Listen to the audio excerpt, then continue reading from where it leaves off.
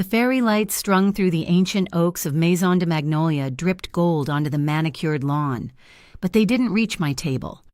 I was at table 14, a polite little placard informing me I was in the extended family section.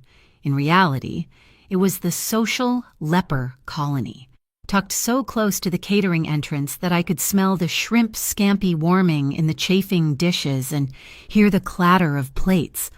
A live jazz band was playing something upbeat from the 20s, but out here, it was just a muffled thump-thump-thump against the rising coastal wind.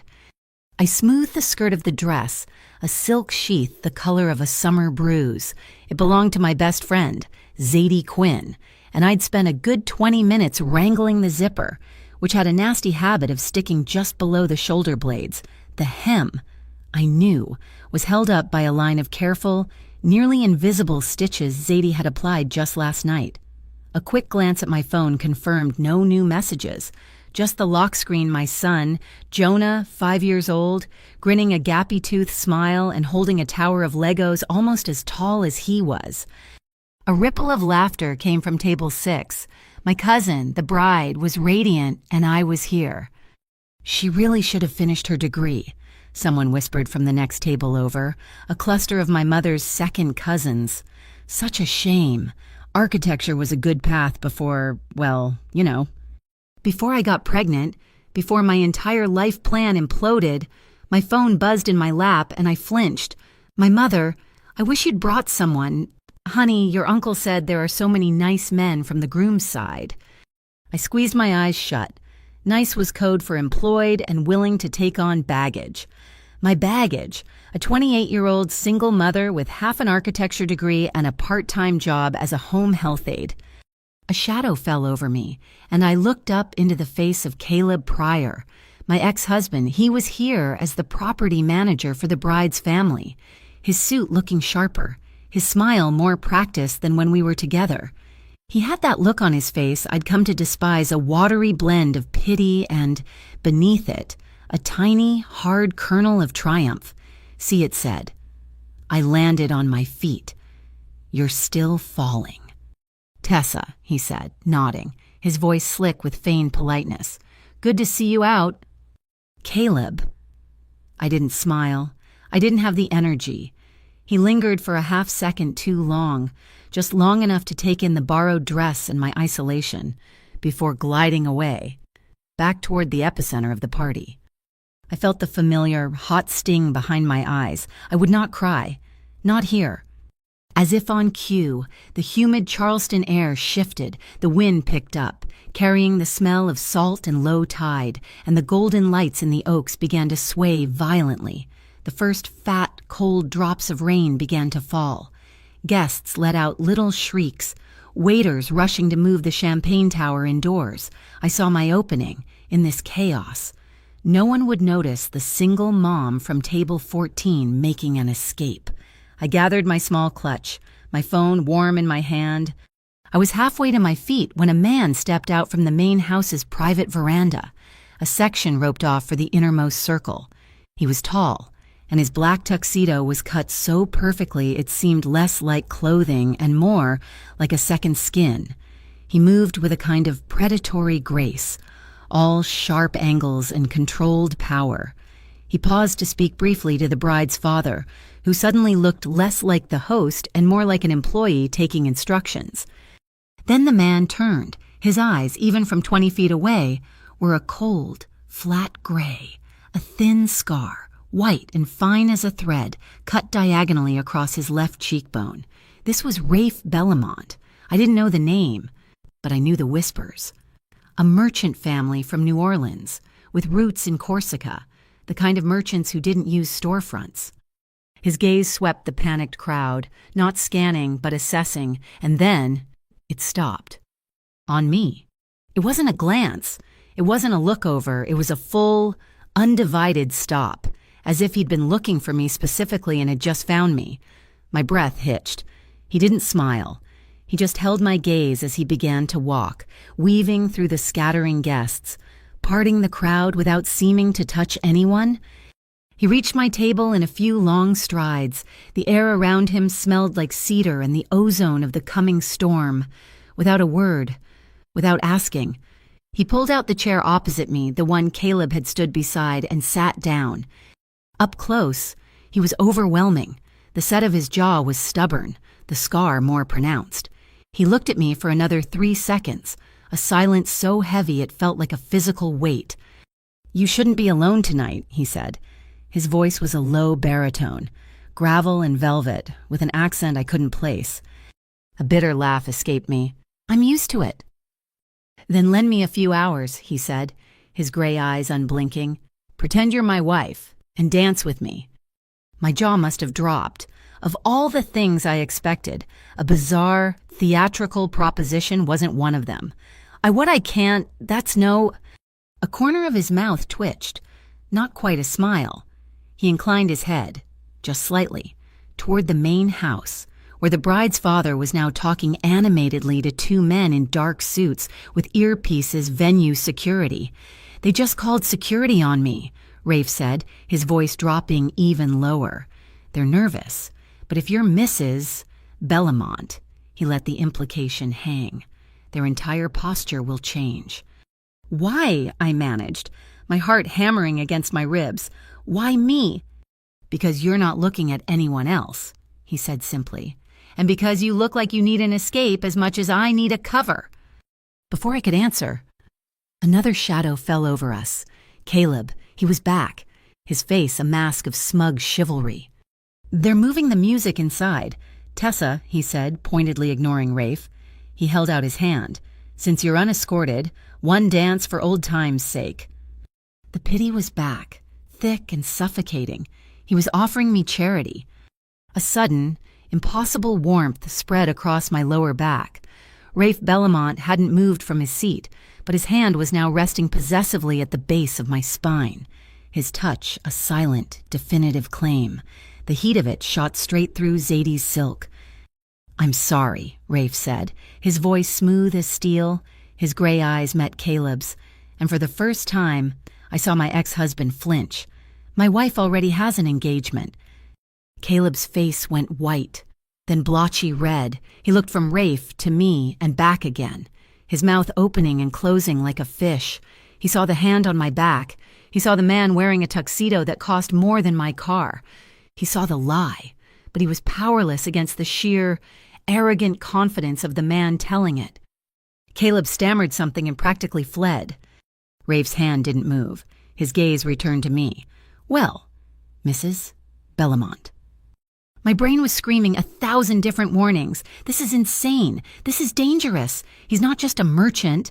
But my heart, my stupid, tired, humiliated heart, was pounding a different rhythm. For one night, for one dance, I wouldn't be poor Tessa. I wouldn't be the girl at table 14. I made the most impulsive decision of my life. I placed my hand in his. His grip was firm, warm, and dry. He stood, pulling me to my feet with an effortless strength. Just then, as we moved toward the light of the main house, the jazz band, now safely relocated, shifted gears. The frantic 20s tune melted away, replaced by the slow, sultry beat of a ballad. He led me to the edge of the improvised dance floor. The whispers had already started, but they were different now. Not pity, confusion, curiosity, envy. Rafe turned me to face him, one hand settling on my back where it had been before, the other enveloping my hand. We began to move. He was a good dancer, economical and sure, leading me without any sense of force. I was dizzy, caught in the scent of cedar and rain and the impossible reality of the situation. I looked past his shoulder, scanning the room. My mother was staring, her wine glass frozen halfway to her lips. And then I saw him, standing near the French doors. Apart from the crowd was another man. He was younger than Rafe, dressed in a fashionable, narrow-lapelled suit, all Silicon Valley sharpness. He watched us, a glass of amber liquid in his hand. His lips were curved in a faint, knowing smirk. Silas Kincaid. I recognized him from a business magazine Zadie had left at my apartment. A tech investor, notorious and ruthless. Rafe must have felt my focus shift. He pulled me a fraction of an inch closer, his lips brushing the shell of my ear. His warm breath sent a shiver down my spine that had nothing to do with the storm. "I need someone to silence this room tonight," he whispered, his voice a private rumble just for me. "In return, I'll make everyone stop pitying you." We danced. The rain hammered a rhythm on the awning outside, a counterpoint to the saxophone. My heart, which I thought had forgotten how, was hammering a new beat, one that matched the storm, one that matched the man holding me. The cinematic opening of my night had ended, and as we turned, my gaze locked for a split second with Silas Kincaid's. His smirk widened, the ballad softened, coasting to an end on a long, breathy saxophone note. I expected Rafe to release me, maybe offer a curt "thank you," and melt back into the crowd, leaving me to field the confused stares. He did the opposite. His hand remained a solid point of heat on my back. He didn't let go. Instead, he applied the slightest pressure, guiding me not toward the exit, but toward the very epicenter of the party, the main table, where the bride's parents were holding court. The whispers that had followed our dance didn't just stop, they reversed. The air felt like it had been sucked out of the room. Every eye locked on us. I felt the burn of 100 stares, but for the first time, none of them were tinged with pity. They were shocked. They were envious. "David," Rafe said, his voice effortless as we approached the bride's father. David was the man I'd seen speaking nervously to security just moments before. "My apologies for the interruption earlier. Allow me to properly introduce my wife, Tessa Bellamont." Tessa Bellamont. He said it with such casual, indisputable ownership that a jolt went straight through my borrowed dress. It sounded real. It sounded permanent. David's jaw nearly unhinged. The suspicion that had been radiating off him vanished, replaced by a frantic, almost oily smile. "Mr. Bellamont, please. We had no idea. An absolute honor, a true honor." He turned to me, his eyes wide, practically bowing. "Mrs. Bellamont, welcome." The social transformation was immediate and absolute. It was like watching a chemical reaction. The second cousins who had been dissecting my life choices from the next table over were now smiling, their faces stretched in panicked congeniality. I saw my mother pushing through the small crowd, her face a mask of stunned, ecstatic disbelief. "Tessa, honey," she whispered, her eyes darting from me to the man whose hand was still resting proprietary on my back. She quickly recovered, turning the full wattage of her smile on Rafe. "Oh, you must be well. Welcome. Welcome to the family. Can I get you a drink, son-in-law?" Son-in-law? I nearly choked on my own breath. Rafe was impossibly smooth. He declined the drink with a grace that made it sound like a compliment. "David was just asking about the expansion," he said, effortlessly steering the conversation away from me and onto safer, if not entirely truthful, ground. I keep telling him, Bellamont Logistics is just in the business of dry storage, simple containers. He smiled, a quick flash of white in the dim, golden light. "All these rumors about New Orleans, you know how people talk." He was dismissing a lifetime of organized crime whispers as idle gossip, and this entire collection of Charleston high society was eating it up. I stood there, a silent accessory, his hand a permanent fixture at the small of my back. I should have been terrified. I should have been pulling away, correcting the lie, running, but I was breathing. For the first time in what felt like 6 years, the crushing, suffocating weight of being poor Tessa was gone. It was replaced by shock, a dizzying curiosity, and a strange, heady dose of respect. I wasn't the charity case from table 14. I was Mrs. Bellamont. I hated the deception, but God, I loved the effect. Across the room, I caught Caleb's eye. He was standing with a groomsman, his face thunderous, his skin blotchy and red. I clearly saw him mutter, "She's acting. It's all an act." Rafe, who wasn't even looking in that direction, somehow heard him. His grip on my back tightened, Just a fraction, and a slow, cold smirk touched his lips before vanishing. He didn't even grant Caleb the dignity of a glance. The storm, which had been a threat, now arrived in force. The rain began lashing the windows of the main house, a furious drumming that almost drowned out the jazz trio. The string lights outside swayed violently, and the lights inside the ballroom flickered once, twice, casting the room in a bizarre strobe effect. "Your wife? That's a new development. Rafe." The voice was different, sharper, drier, laced with an amusement that felt more dangerous than Rafe's silence. Silas Kincaid had materialized at Rafe's elbow. He was the man from the doorway, the tech investor. He held his glass of amber liquid, the ice clinking softly. He didn't look at Rafe. He looked at me, his eyes analytical, cold, like I was a balance sheet he was auditing for flaws. "Silas," Rafe acknowledged. His posture didn't change, but the air around him went from cool to arctic. "Congratulations," Silas said, the word dripping with insincerity. He finally turned his gaze back to Rafe. "Now, since you're in a mood for announcements, when are you publicizing the Mirage Key merger? Or are we still pretending you don't want that deep water access?" My breath caught in my throat. Mirage Key. I wasn't in architecture anymore, but I still read the local business section. It was the single most valuable undeveloped stretch of waterfront left in Charleston, a logistical gold mine. Rafe smiled, but it was all teeth. About the same time, the Crescent Private Port Council stops misplacing paperwork and delaying routine zoning, I imagine. His voice was velvet smooth, but the message was clear. Things just get so complicated down there. The tension between them was so thick I could barely breathe. This wasn't a chat between rival businessmen. This was a chess match, and I had just been slammed down onto the board, positioned as Rafe's queen, a fake one, but a queen nonetheless. I bit my lip, hard, the metallic taste of adrenaline flooding my mouth. I had stepped out of my league, out of my zip code, out of my entire life. The lights flickered again, buzzed angrily, and then died. The room plunged into near darkness, illuminated only by the green emergency exit signs and the brilliant, terrifying flashes of lightning outside. The music died with a sharp electronic whine. A collective gasp rose from the guests, followed by nervous laughter. Before I could even react, Rafe's hand moved from my back to my arm, his grip firm. "Come with me," he murmured. His voice low and urgent, meant only for me.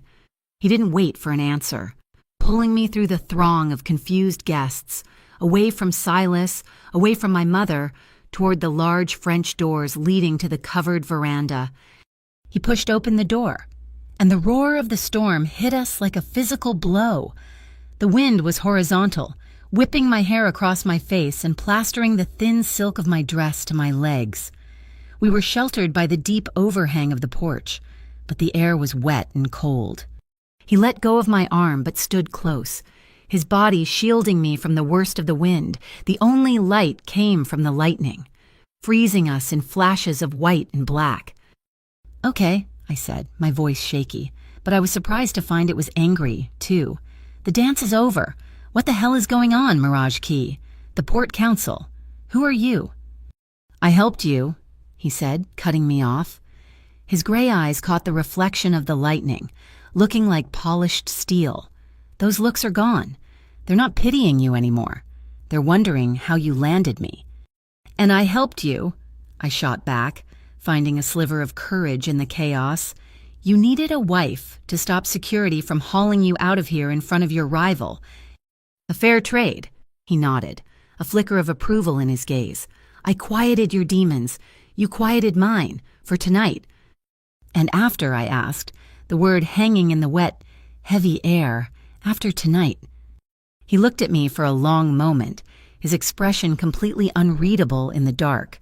"After tonight, I return you to your life. We're two strangers who danced at a wedding." He reached into the inner pocket of his tuxedo jacket and pulled out a simple, impossibly elegant business card. It was thick, cream-colored stock, with just a name, Rafe Bellamont, no title, just a New Orleans number. He pressed the card into my palm, his fingers warm against my cold skin. I pay my debts. Tessa, that's your life back there. He nodded toward the dark ballroom. But this, he tapped the card, this is if you ever need me to be Mr. Bellamont again. Don't call it unless you mean it. I stared at the card. Excuse me, sir, ma'am. A young waiter, barely 20, came stumbling out of the dark doorway, carrying a heavy tray of empty champagne flutes. He slipped on the wet flagstones, lurching forward, the entire tray tilting. Whoa, I reacted instinctively. My part-time job as a home health aide meant I'd caught falling patients more times than I could count. I dropped the card and grabbed the waiter's arm, steadying him and the tray before the glasses went flying. Easy. You okay?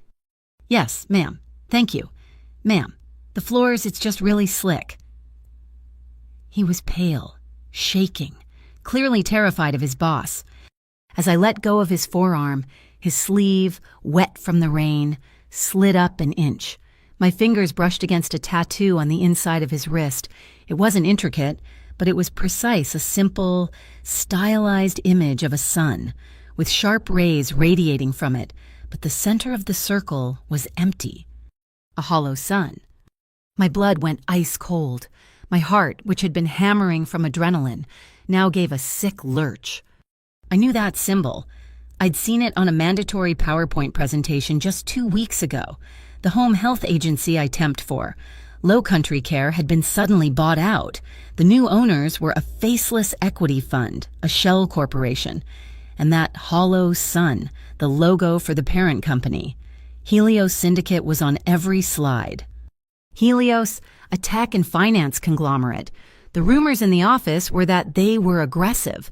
And just yesterday, my supervisor, a woman I'd never met in person, had emailed me a stack of digital patient files, asking me to re-verify and sign off on them.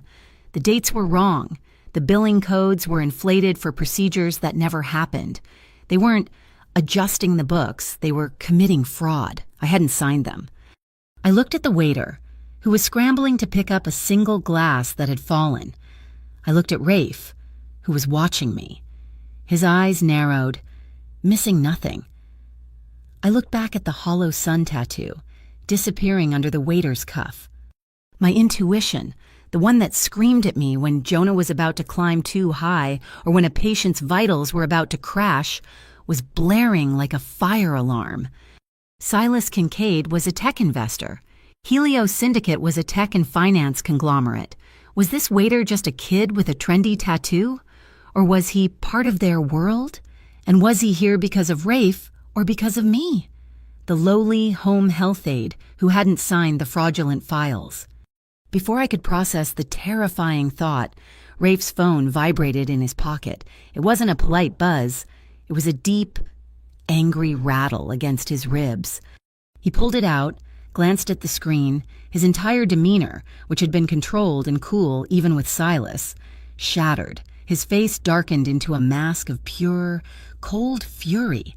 He turned away from me, pressing the phone to his ear. "What?" he snapped, his voice a low command. He listened for a moment, his shoulders tensing. "Where how many?"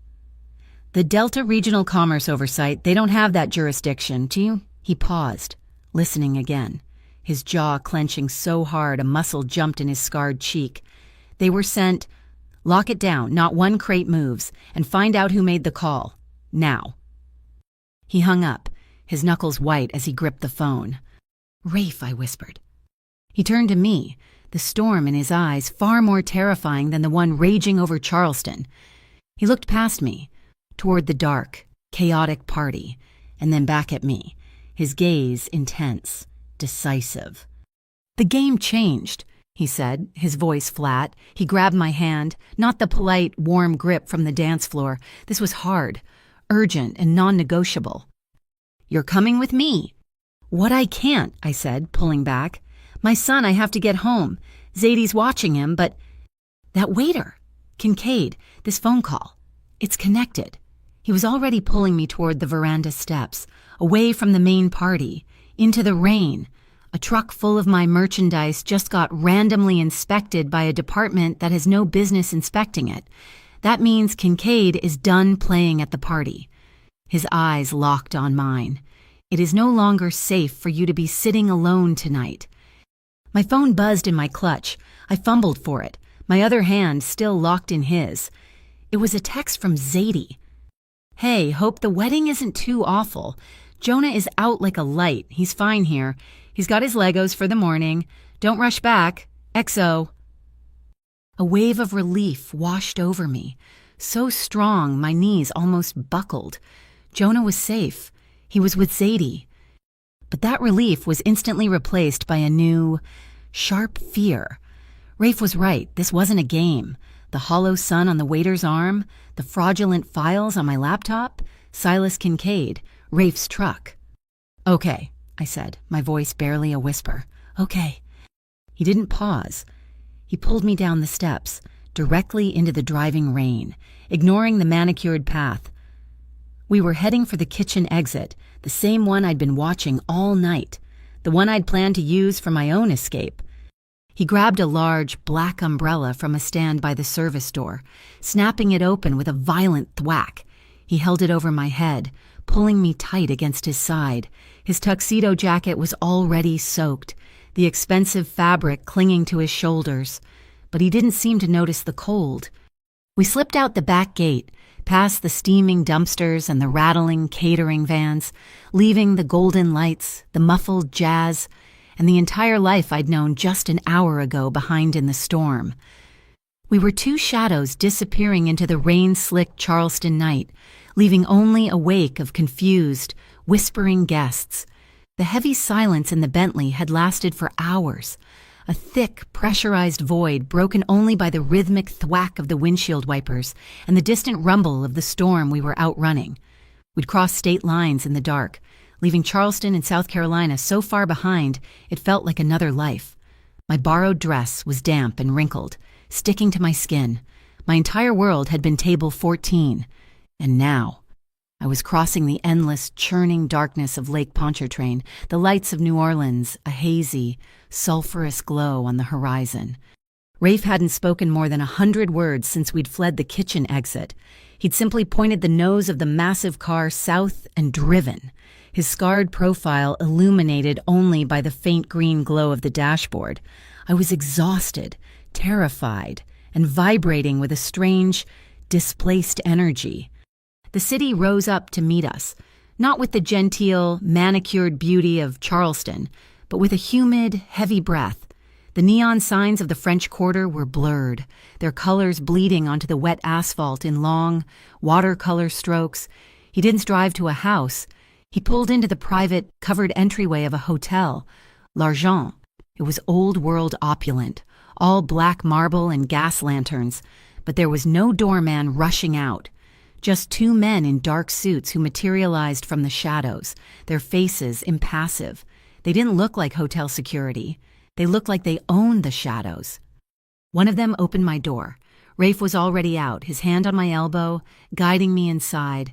The lobby was hushed, smelling of old money, expensive cigars, and damp wool. We didn't go to a check-in desk. He led me straight to a private elevator, its brass doors closing with a heavy, final thud.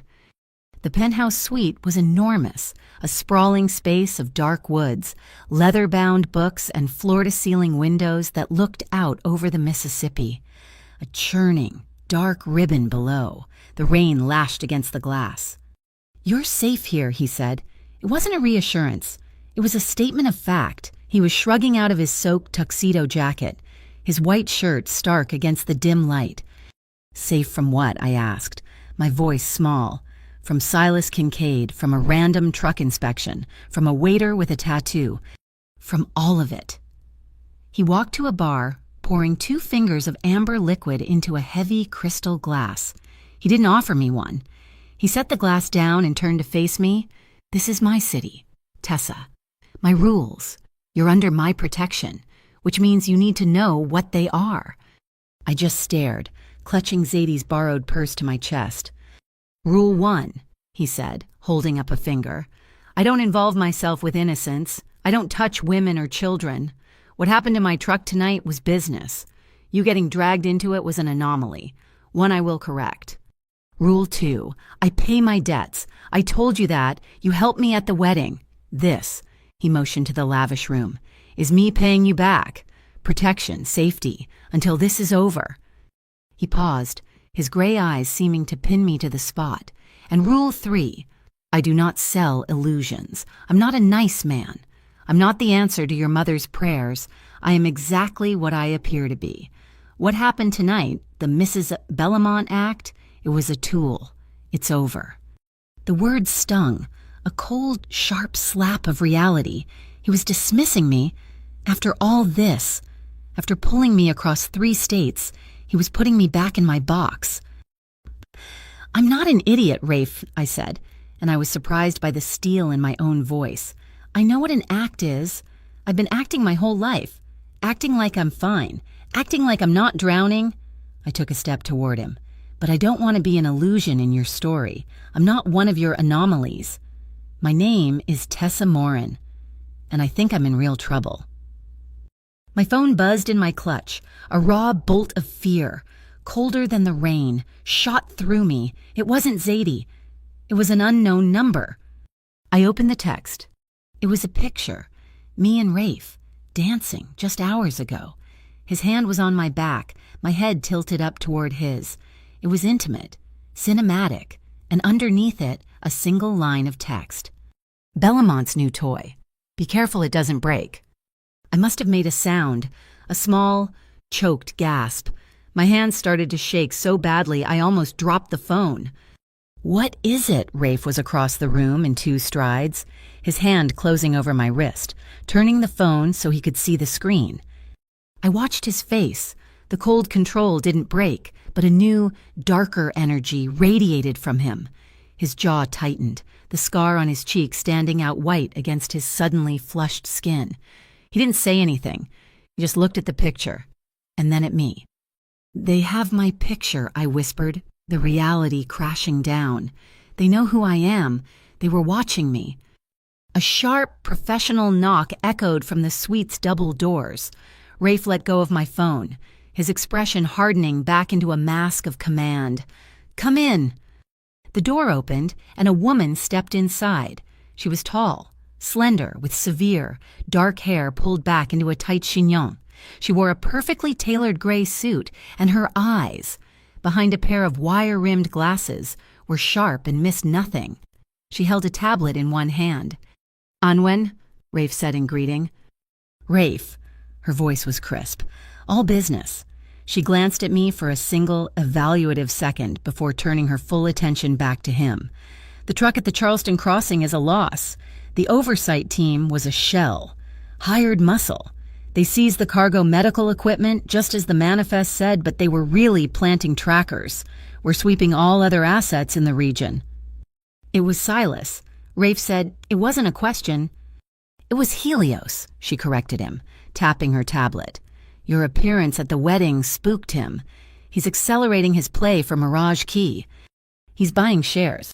He's been buying them for 6 months, Anwen said, her voice flat, using a series of offshore shells, all funneling back to a single Helios-controlled fund. He doesn't just want the key, he wants a fully digitized, automated port.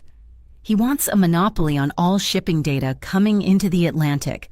Your Bellamont logistics is the only thing in his way. Rafe was silent, staring out the window at the rain. He sent me a message tonight, through her.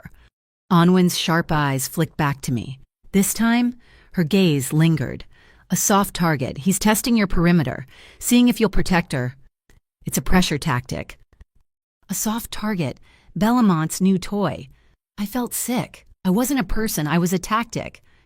I am not a pawn, I said, my voice shaking. I was speaking to both of them. I'm not part of your game. Rafe turned from the window, and he walked over to me, stopping just a foot away. His proximity was overwhelming.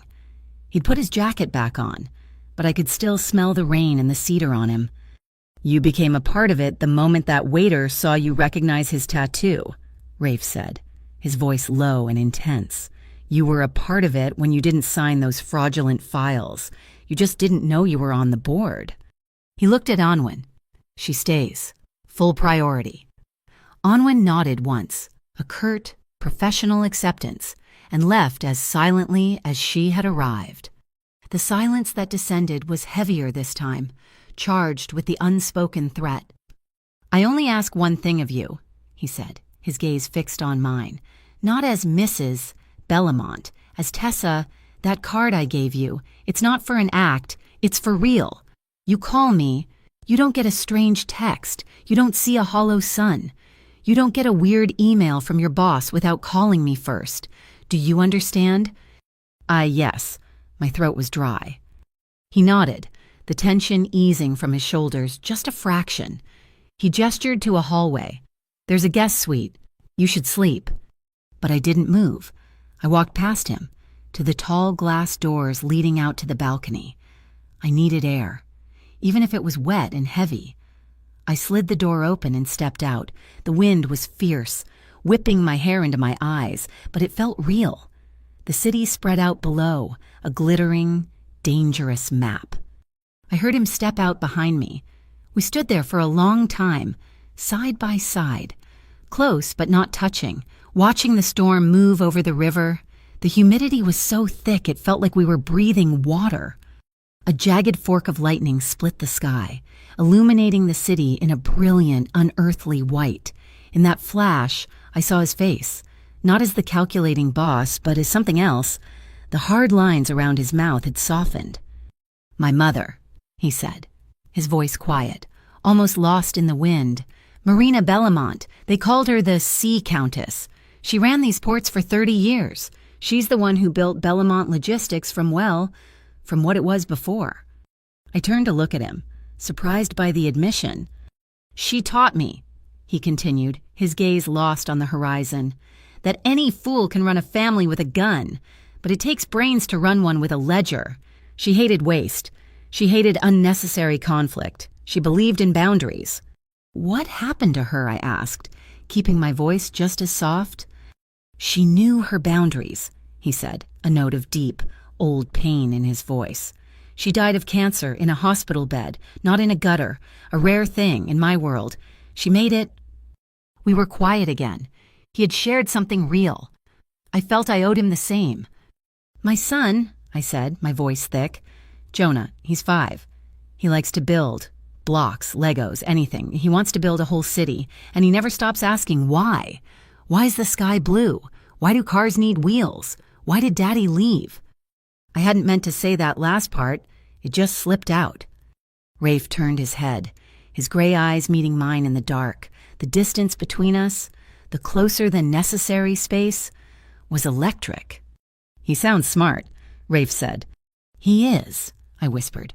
As if summoned by the tension, the wind howled, the city's emergency sirens suddenly wailed in the distance, a rising, mournful chorus, a weather alert. The storm was intensifying. And right on cue, my phone, which I was still clutching, vibrated. My heart seized. Not an unknown number. It was an email from Low Country Care Services. My supervisor? "Dear Tessa, we've been trying to reach you. We need your final signature on the Q4 patient files. We've made it convenient. Our mobile processing office will be stationed at the Eclipse Bell Floating Casino tomorrow night from 7 p.m. until 9 p.m. Your prompt compliance is required to finalize your quarter-end bonus payment." My blood ran cold. A floating casino, a mobile office, a bonus payment I'd never been offered. "It's a trap," Rafe said. He'd read the email over my shoulder, his voice a low growl. "They're luring you onto their territory. You walk on that boat, you don't walk off." I looked at the email. I looked at the dark, churning river below. And then I looked at him. My fear was still there, a cold, hard knot in my stomach. But something new was mixing with it. Anger, a cold, sharp rage I hadn't felt since Caleb left. They were using me. They were using my patience, and they were threatening me. "Yes," I said, my voice surprisingly steady. "It's a trap." I turned to face him, the wind plastering my hair to my cheek. "And it's an opportunity. If they're that desperate for my signature, if they're stupid enough to correct the files on a mobile server..." I saw the understanding dawn in his eyes. "The data will be there," I finished. "The original files, the altered ones, the proof. Rafe stared at me, a long, calculating look, a slow, dangerous smile, the first real one I'd seen, spread across his face. "They're inviting you onto a boat," he said. "My territory is the water." He took a step back, gesturing me inside, out of the rain. "Anwen," he called, his voice booming with a new, sudden energy. We walked back into the suite, dripping water onto the priceless rugs. He strode over to a massive, polished mahogany desk and pressed a button on an intercom. "Get me the schematics for the Eclipse Bell, full structural, security, and network," he ordered. A moment later, Anwen was back, her tablet projecting a glowing, blue-lined map onto the glass-topped coffee table. A flash of lightning illuminated the room, casting our shadows long and sharp. Rafe and I leaned over the table, our heads close, the map of the casino ship glowing between us. I could feel the warmth radiating off his skin, and I realized I wasn't breathing. I could feel his breath, warm and steady, on my temple. "We go in," he said, his voice a low command. "But not as rats. We go in as high rollers. You're not going to be Tessa Moran, the home health aide. You're going to be Tessa Bellamont, my wife, and you're going to walk out of there with everything they have." The Eclipse. Belle wasn't just a boat. It was a floating palace of glass and neon, moored in the dark, churning water of the Mississippi. It looked like a slice of Vegas had been carved out and dropped into the bayou. Rook, Rafe's driver, a man who hadn't said a single word and looked like he was carved from granite, idled the black sedan at the VIP drop-off. "Anwen is on the floor, 5 by 5, a voice crackled, impossibly tiny, in my ear. Milo, the tech specialist, he was already inside. "Rook, stay liquid. Rafe, Tessa, welcome to the party." I took a shaky breath. I was no longer in Zadie's borrowed silk. Rafe had provided a new dress, a simple, lethally elegant black sheath that fit like it had been sewn onto me. My hair was pulled back. I looked the part. I felt like an imposter. "Tessa." Rafe's voice, low and calm beside me. I turned. He was holding out his hand, palm up. Lying on his palm was a heavy, simple gold band. "It's cold," he warned. I stared at it. "For the part." "For the part." He agreed. He didn't put it on my finger. He just held it out. I picked it up. It was cold and heavy. I slid it onto the ring finger of my left hand. It was a perfect fit. A small, almost invisible muscle in his jaw twitched. "Let's go." He didn't take my arm. He placed his hand on the small of my back, just as he had at the wedding. But this time, it wasn't a claim. It was a shield. We walked past the velvet ropes, the bored-looking security guards nodding at Rafe with a deference that was chilling. We were expected. The casino floor was a nightmare of noise and light, bells, shouting, the endless electronic jingle of 100 machines. Anwen, in a cocktail dress, materialized at my elbow, smiled as if greeting an old friend, and whispered, "Office is 3rd deck, aft. Milo is patching in from the utility junction below. You have 180 seconds from the moment he plugs in. Go." She melted back into the crowd. Rafe guided me toward a private elevator, the one marked Administration. A man in a suit cheaper than Rafe's, but trying too hard, stepped in front of us. "Sir, this area is restricted." "We're here for the Gulf Coast Health meeting," Rafe said, his voice bored. "Mrs. Bellamont has some quarterly papers to sign." The man's eyes flicked to me, then to the heavy gold ring on Rafe's hand, then back to his face. "Of course. Mr. Bellamont, this way." He led us down a hushed, gray corridor that smelled of industrial carpet cleaner and stale cigarettes. The mobile processing office was just a glorified conference room, buzzing with the hum of oversized servers. A nervous-looking woman sat at a desk, and a younger man stood by the servers, his arms crossed. He wore a crisp white shirt, and on his lapel, shining under the fluorescent lights, was the hollow sun pin. "Mrs. Bellamont," the woman at the desk asked, her voice high. "We've been expecting you." "Milo, we're in," Rafe murmured, so low I barely heard him. "Copy. We are hot, 180 seconds starting now." The woman pushed a tablet and a stylus toward me. if you'll just sign off on the Q4 verifications." I didn't take it. I looked past her, at the young man with the pin. "Before I sign, I have a few questions about the new intake protocols." The young man stepped forward, his smile thin and practiced. "I can answer any questions, ma'am." "Good." I crossed my arms, tapping my fingers, channeling every impatient doctor I'd ever worked for. "Your new system is flagging code 201.5 ambulatory assistance for patients who are clearly coded as non-ambulatory. That's not just an error, it's a structural contradiction. It implies a service was rendered that couldn't have been. Who designed this database?" The man's smile faltered. He clearly expected a compliant, nervous temp, not an auditor. "It's a new efficiency metric. Ma'am, you're just risking a federal clawback." I cut him off, my voice sharp. "If your inputs are illogical, your outputs are fraudulent. Now, are you logging nursing hours by visit or by procedure? Because your billing codes for Program Jasper are completely out of alignment with standard Medicare reimbursement schedules. You're billing for 24-hour skilled care on patients who are only approved for 6. He was back on his heels, his face paling. He never had to actually defend the fraud, just process it. Program Jasper is a pilot program. "It's a compliance nightmare," I snapped. 100 seconds, a Milo whispered in my ear. The man with the pin narrowed his eyes. "You seem to know a lot about our internal procedures for just a home health aide."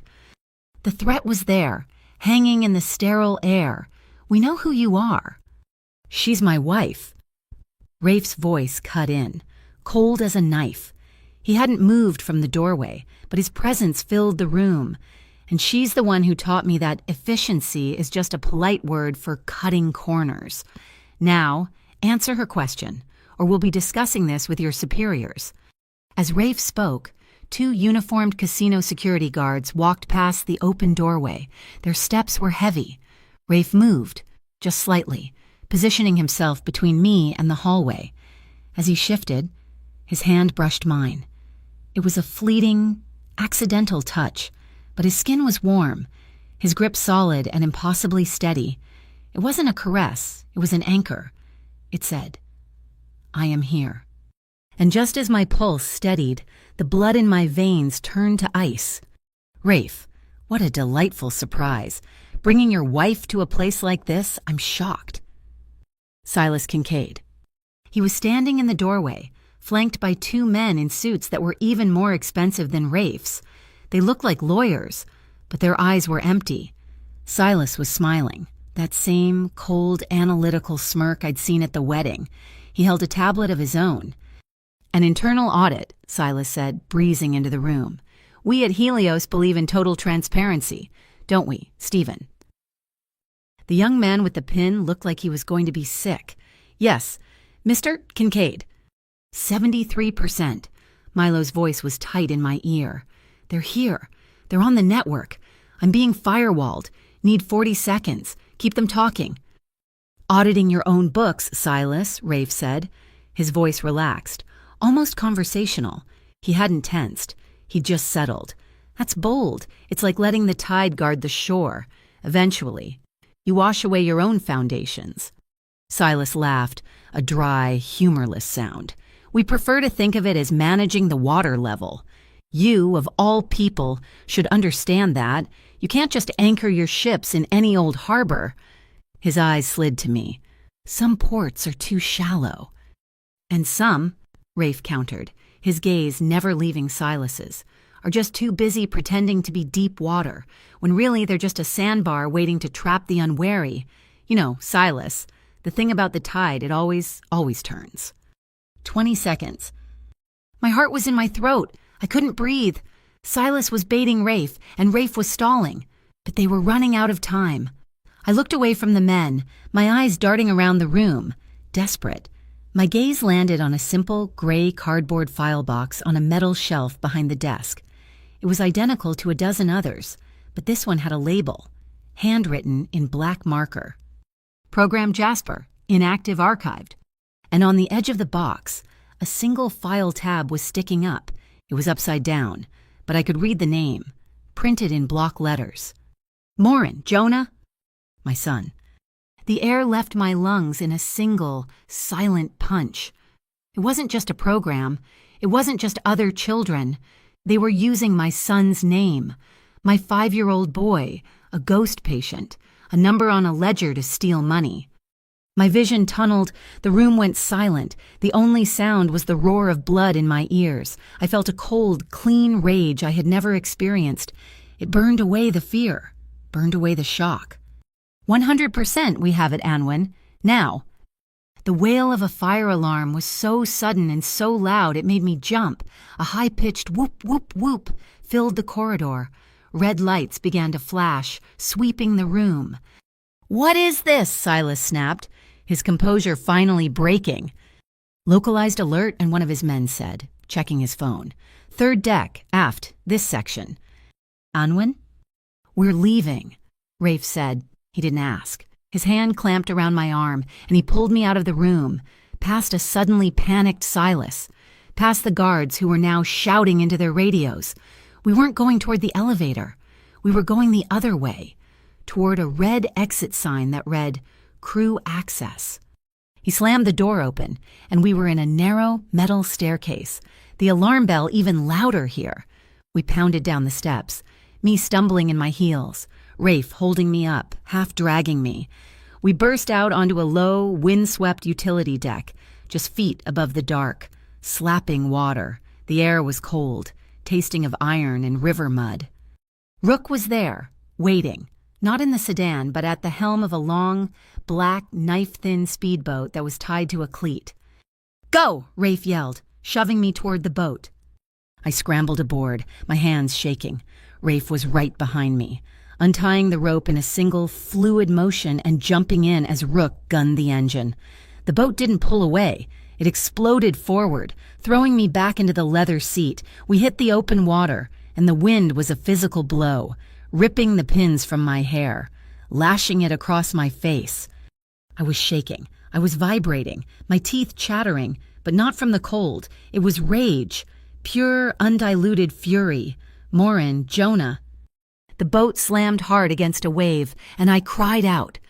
A second later, Rafe was beside me, his arm wrapping around my shoulders, pulling me against his side, anchoring me to the seat. He was a solid wall of warmth and muscle against the violent, cold night. "They used his name," I whispered, my voice torn away by the wind. "They put my son's name on a file." I looked up at him. His face was a mask of shadows and fury. His eyes fixed on the darkness ahead, his arm tightened around me, a grip of pure, possessive steel. "I know," he said, his voice a low growl that was more terrifying than the wind. "Whoever touched his name, Tessa, I will personally wipe their name, their family, and their entire history off the map." We didn't speak again until we were in a different part of the city, at a loading dock that looked abandoned.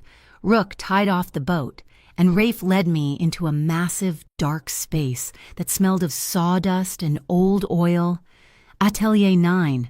It was a cavernous warehouse, but in the back. A single light glowed over a high-tech workstation where Milo and Anwen were already waiting. "Show me," Rafe commanded. Milo typed, and a file tree appeared on a massive monitor. "It's all here. Rafe, they didn't even have time to wipe the cache." He clicked a file. "Program Jasper, it's bad. They're operating a network of phantom clinics, using lists of real, low-income children, flagging them as ghost patients in the system, and then billing federal insurance for millions in services that were never performed. It's grotesque." I just stared at the screen, at the rows of names, at the stolen dollars. My son. "I'm blowing the whistle," I said. My voice was quiet, but it cut through the silence of the warehouse. Rafe turned to me. "Tessa, think. The moment you go public, you're not just a witness, you're the target. Helios won't be the only one coming for you. Everyone they paid, every politician, every consultant who took a cut, they'll all want to put you in the ground to keep this quiet." "I don't care," I said, meeting his gaze. The fear was gone. "They put my son's name on that list. They're stealing from children. I'm not backing down." Rafe looked at me for a long, long time. The anger in his eyes faded, replaced by something I couldn't name. It was heavy and sharp, a mixture of raw pride and a deep, profound fear. "Onwin," he said, his voice rough. "Start the protocol. Full protection, her and the boy." "Rafe," Onwin said, her voice tight. She was looking at her own screen. "We have a problem, a big one." "What?" "The Delta Unified Financial Investigations Office, they just received an anonymous tip, complete with evidence." She turned the screen toward us. It was a fabricated bank statement. A tip that a low-country home health aide named Tessa Marin has been accessing patient files and selling the data to an unidentified third party. I stared at the screen. "That's impossible. They're framing me." "It was their backup plan," Rafe said, his voice flat and dead. "They were never going to let you walk away." The frame-up hit me like a physical blow. They weren't just trying to silence me. They were trying to replace my truth with their lie, painting me as the criminal. "They're good," Rafe said, his voice flat, his eyes fixed on the fabricated bank statement on Onwin's screen. "But they're messy. They're moving too fast." He looked at me, his face grim. "The hotel isn't secure. Not for this. You're not a guest anymore. You're a target." We didn't wait. Within 30 minutes, I was in the back of the Bentley, this time with a new, terrifying passenger, my son. Onwin had retrieved him and Zadie, a separate, silent team bringing them to a rendezvous point. Zadie's face was a mask of fear and 1,000 questions I couldn't answer. I just hugged her, promised I'd explain, and pulled Jonah into the car with me. "Where are we going, Mommy?" he whispered, his eyes wide as he took in the plush leather seats. "To a new safe house, baby," I murmured, my heart aching. Rafe drove us to a building in the Garden District, a place that didn't look like a fortress. It was old brick and ivy, called Bellamont Row, but the elevator required Rafe's thumbprint, and the doors opened directly into a sprawling apartment that felt less like a safe house and more like a home. There was an open kitchen stocked with food, towering bookshelves, and windows that overlooked a private, walled-in courtyard. And in the corner of the massive living room, a brand-new, unopened box of Legos sat on a small rug.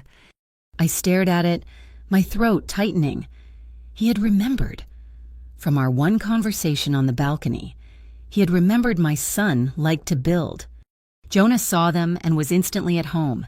Tearing into the box, I watched him, a fragile, temporary peace settling over me. "Mr. Rafe," Jonah asked, not looking up from a blue brick he was inspecting. "What's your job?" I froze. I turned to look at Rafe, who was standing by the window, his suit jacket off, sleeves rolled to the elbows. He didn't tense. He walked over and knelt, bringing himself down to Jonah's eye level. "I watch the docks. Jonah," he said, his voice quiet, "and I make sure people don't shove." Jonah nodded, accepting this logic completely. "Okay, can you help me build a boat garage?" Later that afternoon, the storm had passed. Leaving the city washed clean and smelling of wet jasmine, I found them, my 5-year-old boy and this city's most dangerous man, sitting on the floor, heads bent together in concentration. Rafe was showing Jonah how to fold a sheet of paper into a boat, his large, scarred hands surprisingly delicate, his brow furrowed in concentration. "No, you fold this flap in," Rafe was instructing, "so it cuts the water, see?" I stood in the doorway, my heart doing a slow, painful lurch. It was an image of domestic peace so potent it felt like a betrayal. I was watching a life I could never have, and God help me. My heart was drifting, floating right toward him like one of those little paper boats. The peace shattered when my phone rang, the name on the screen making my stomach clench. Caleb. I stepped into the kitchen, my hand shaking as I answered. "Caleb, is everything okay?" "Where are you?" "Tessa." His voice wasn't worried. It was sharp, accusatory. "I went by your apartment. It's empty. You pulled Jonah out of daycare. People are talking." "We're fine. We're visiting family." "Are you," he sneered, "or are you with him, that man from the wedding? I'm not stupid, Tessa.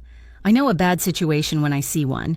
You pulled Jonah into whatever mess you've made. I swear to God, I will file for full custody. You won't even see him on weekends." The threat was so sudden, so vicious, it stole my breath. "You can't—" "Watch me. You're an unstable single mother with no job, shacking up with a known element. No judge will side with you." I hung up, my knees buckling. I leaned against the marble counter, my blood roaring. What did he want? Rafe was standing in the kitchen doorway. He hadn't been eavesdropping. He'd just been aware. "My ex-husband," I whispered, the shame and fear choking me. He threatened to take Jonah. He said he'd file for custody." Rafe's expression didn't change, but his eyes went flat and cold, like the river water at midnight. He took out his phone, dialed a number. "Elias Rafe, I have a new file for you. Caldera and Voss, probate division. I need a full protective order filed for Tessa Maureen and her son, Jonah Morin, and I want a deep dive on a Caleb Pryor. I want to know every late payment, every undeclared asset, every skeleton in his closet, and I want it by morning. Yes, she's with me now." He hung up, and he looked at me. "The law office of Caldera and Voss is my mother's firm. They will handle him. He won't touch you, and he won't touch Jonah. That is handled." Just handled. A problem that had threatened to end my world, and he had dismissed it in 30 seconds. That evening, Anwen came by.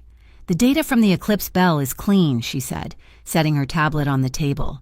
"Milo found the root directory for Program Jasper. It's worse than we thought." She turned to me. "I've made contact with Leora Penn. She's an independent investigative journalist. She's the best. She's untraceable and she's hungry. She'll meet, but she wants you." I looked at the file. If I talk, they'll put his name out there. Jonah's name. "Penn is careful," Anwen said. "She'll protect the minors. But Tessa, this is the only way to fight the frame-up. They accused you of selling data. You respond by giving it all away, for free, to the press." I was torn. My instinct was to hide, to protect my son, but they had used him. Later that night, I couldn't sleep. Jonah was in the guest room, fast asleep. The door cracked open. I found Rafe on the main balcony, staring out at the city lights. He was holding his phone, but the screen was dark. He was just holding it. "You're afraid," I said, stepping out into the cool night air. He flinched, just slightly. "I don't get afraid." "You do," I said, standing beside him. "You're afraid for me. And for him?" He was silent for a long time. "My mother," he said, his voice rough. Her dying words to me, she made me promise. "Keep your boundaries. Rafe, the business is the business. The heart is the heart. Don't mix them." She said, "If you ever break that boundary for someone, you either marry them or you let them go. There's no in between. Not in this life." My heart stopped. This was it. The precipice. He was telling me he had crossed a boundary. I looked at my hands. The heavy gold ring was gone, returned after the mission. My finger felt bare. "Rafe, I'm not ready to marry anyone. I'm still just trying to breathe." A heavy silence settled between us, thick as the storm front that had passed. He nodded. Once, his jaw tight. "I know. Get some sleep. Tessa, you have lawyers to see in the morning." The next day, Rook was driving me to the Caldera and Voss offices. Rafe had stayed behind. "It's better if I'm not there," he'd said. "This is your fight, your lawyers." We were halfway across the city when a gray sedan swerved in front of us. Blocking the road, another pulled up behind, boxing us in. My blood turned to ice. 3 men in identical gray suits got out. They didn't look like street thugs. They looked like federal agents. They walked to my window. Rook put the car in park, his hands visible on the wheel. "Ma'am," the lead agent said, tapping on the glass. I rolled it down, my hand shaking. "Tessa Maureen, we're with the National Maritime Integrity Commission. We have a federal summons for you. We need you to come with us, now." "A summons. I have a lawyer. I'm on my way to their office." "Your lawyer has been notified," the man said, his eyes cold. He held up a file with a gold seal. "This is a matter of national commerce. You will come with us." They were opening my door. I was trapped. "That's a very good fake." Rafe's voice. I gasped. Turning, a third car, the Bentley, had materialized, blocking the lead sedan. Rafe was standing on the sidewalk, looking calm, almost bored. "Excuse me," the lead agent snapped. "The summons," Rafe said, walking closer. "It's good. The weight of the paper is almost right, but the seal the Eagle's left wing is off by about 3 millimeters. It's the standard forgery. You're Helios." The men froze. Their federal demeanor vanished. "You're out of your jurisdiction, Bellamont," the lead man snarled. "And you're out of your league," Rafe said, his voice dropping. "You have 10 seconds to get in your cars and drive away." Or Onwin, who was in the building across the street with a high-powered lens, "will send a photo of all 3 of your faces and your license plates to every major news desk in this state. Your choice." The men looked at each other. They looked at Rafe, and they backed down. They scrambled into their cars and sped off. I was shaking so hard I couldn't breathe. They tried to take me. As the lead agent turned to get in his car, his jacket sleeve pulled up, on his wrist, a metal cufflink, a hollow sun. I was getting back in the car when my phone rang. Zadie. "Tessa. Oh my God, Tessa." She was crying, sobbing. "Zadie, what's wrong?" "Your apartment I went by to pick up your mail like you asked. The door was open." "Tessa, they destroyed it. They broke everything, the pictures. Jonah's his crib, they sliced it open. It's oh God, Tessa." The phone slipped from my hand. "They broke into my home. They destroyed my son's room." I was distantly aware of Rook getting back in the car, of us driving back to Bellamont Row. I stumbled out of the elevator. Rafe was there, with Jonah. He saw my face and knew. He took Jonah into his arms, murmuring something, and handed him to Onwin. "Take him to the playroom. Do not leave him." Then he turned to me. I was vibrating, the terror of the abduction attempt completely eclipsed by this new, burning violation. "They used his name," I whispered, the words shaking. "They put him on a list. They tried to frame me. They tried to take me. And now they went into my home. They cut up his crib." I finally broke. A raw, ragged sob tore out of me, a sound of such pure rage it barely sounded human. "They broke into my home." Rafe caught me as my legs gave out. He didn't just hold me, he engulfed me. His arms a steel cage, holding me together as I fell apart. He let me shake, his hand buried in my hair, his body a solid, immovable wall. "Okay," he whispered, his voice a low, terrifying rumble against my ear. "Okay, that's it." He held me at arm's length, his gray eyes no longer cold, but burning like hot steel. "We've been defensive. We've been reacting. That ends now. They use the law to frame you, so we use the right law to bury them, with the right force." He pulled me to my feet. "Rook, get the car. We're not going to Caldera and Voss." "Where are we going?" I scrubbed the tears from my face, the rage hardening into a cold, sharp point. "We're going to see a friend," he said. "He's the man my mother trusted to draw the lines." He took me to an old, ivy-covered house in the Algiers Point, the home of Judge Armand Ciel, retired. He was an old man with eyes that had seen everything. Rafe introduced me. "Judge Ciel," Rafe said. "This is Tessa Moran. They've put her in the crosshairs. They used her son." The judge looked at me, his gaze piercing. Rafe's mother was a good woman. She knew where to draw a line in the sand. These Helios people, they don't see lines. They just see money. He gestured to his desk. "Tell me the truth, girl. Tell me everything. And we will draw a new line, not in sand, but in ink. We will bring this to justice." I sat, and for 2 hours, I told him everything, the files, the tattoo, the eclipse bell, Program Jasper, my son's name. When I was done, he nodded slowly. He printed a single document, an affidavit. "This," he said, "will make you an official witness. This will give us the power to move. But sign it, and there is no going back. Your life changes today." I picked up the pen.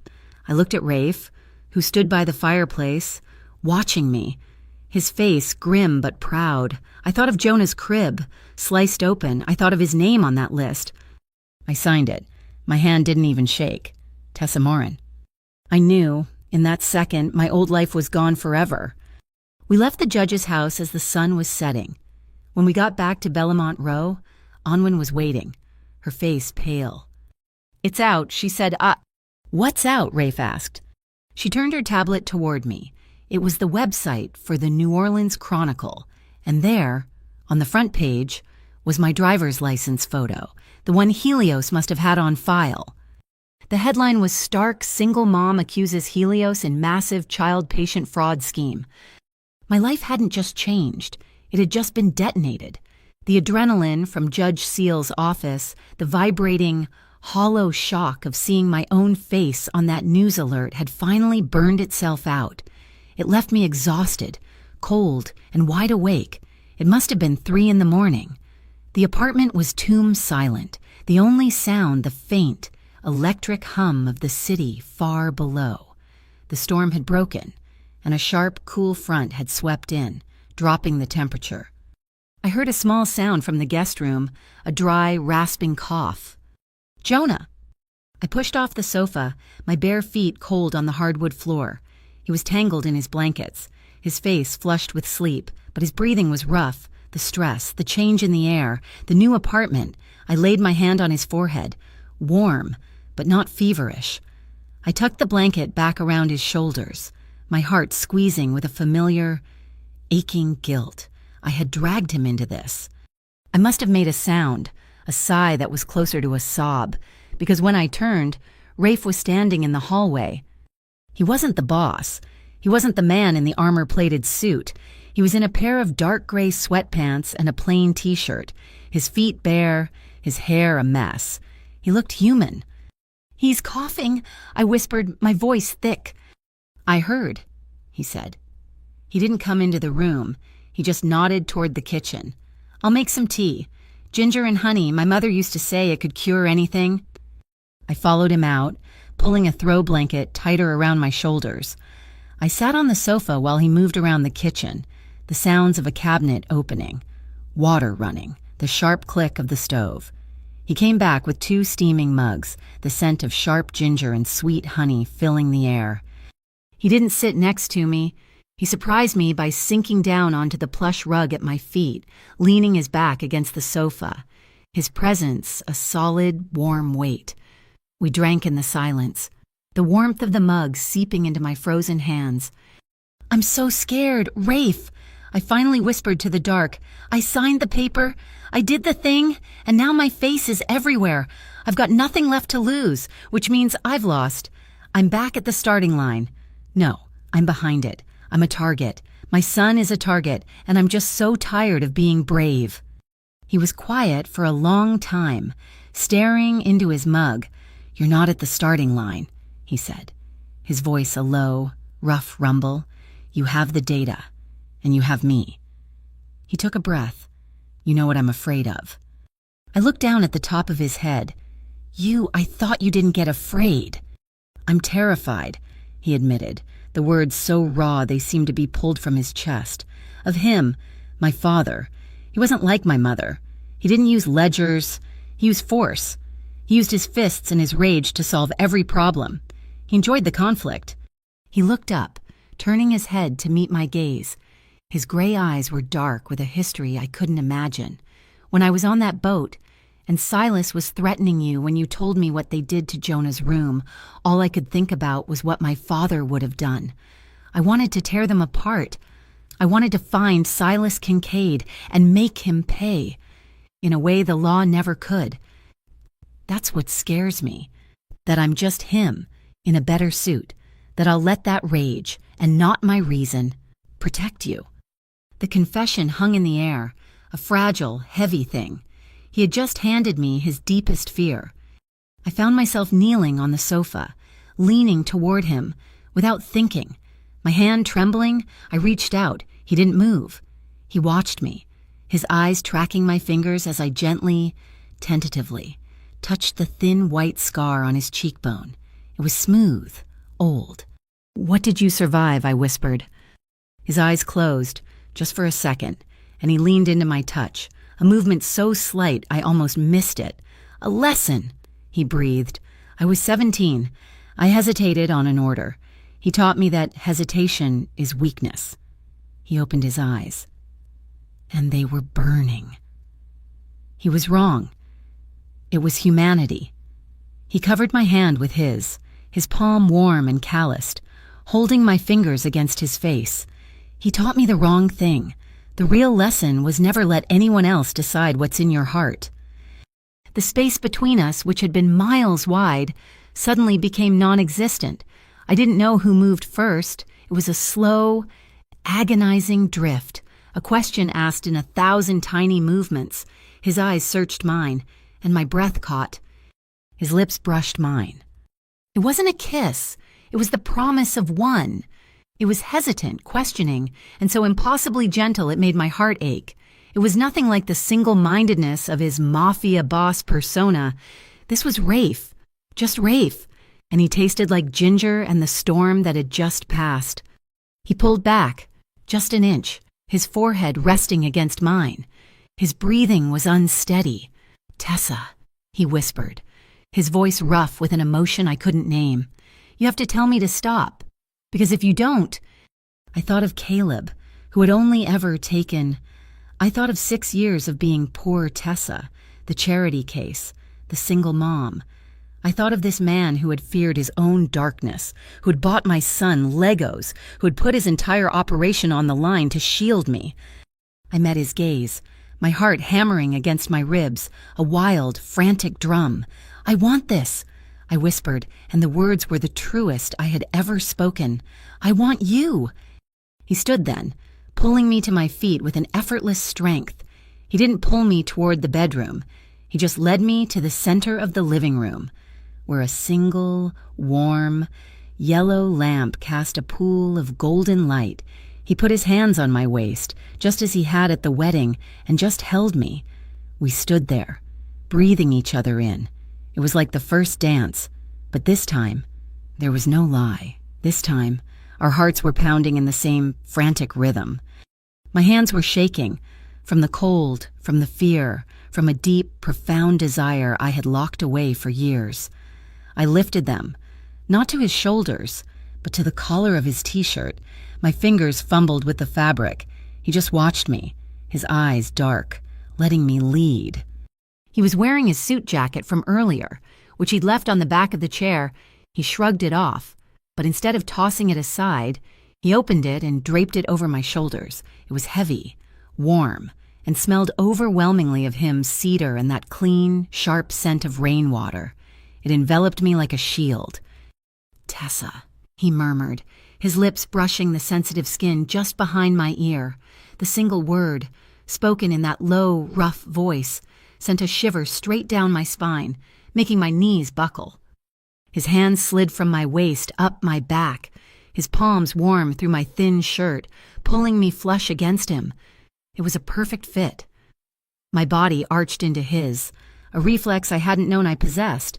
My own hands, suddenly brave, tangled in the thick, dark hair at the nape of his neck, pulling him closer.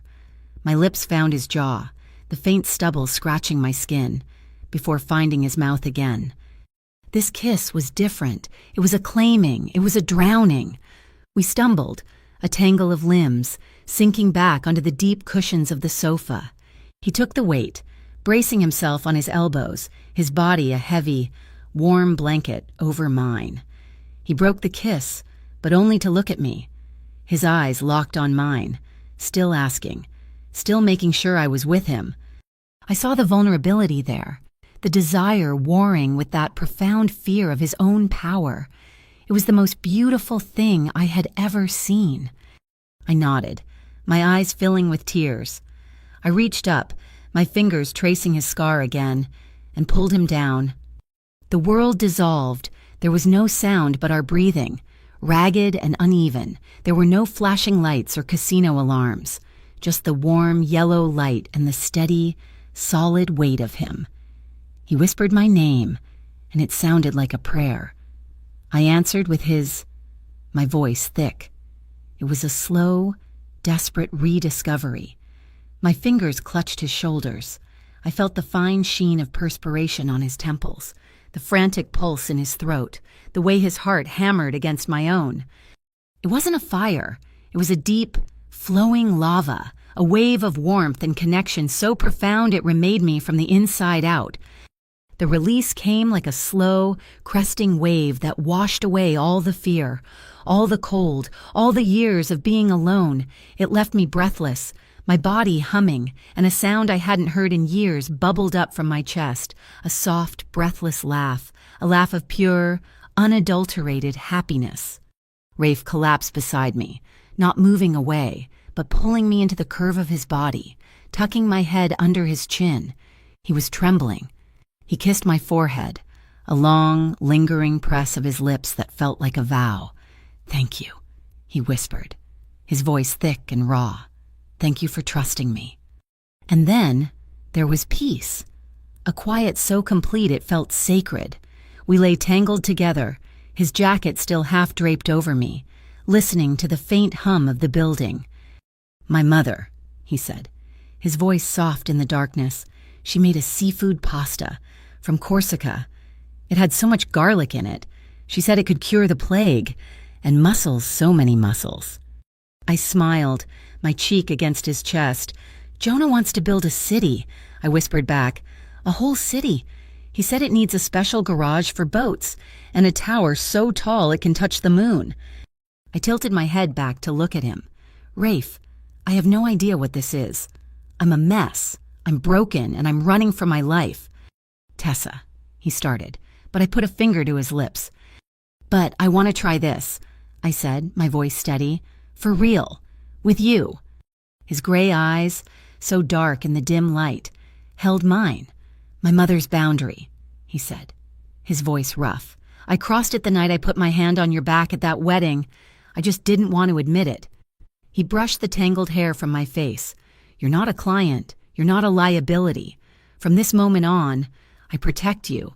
You and Jonah, your family. That's it." I laid my head back on his chest, and for the first time in 6 years, I fell asleep without fear. I woke to a gasp. The first thin light of dawn was painting the room in shades of pink and gray. I was still on the sofa, tangled with Rafe, his jacket, our blanket. Jonah was standing in the archway, his hair sticking straight up, his stuffed bear clutched in one hand. He was staring, his 5-year-old mind trying to process the scene. "Mommy?" My heart leaped into my throat. I sat up, pulling the jacket around me like a robe. "Jonah, honey, But Rafe was already moving.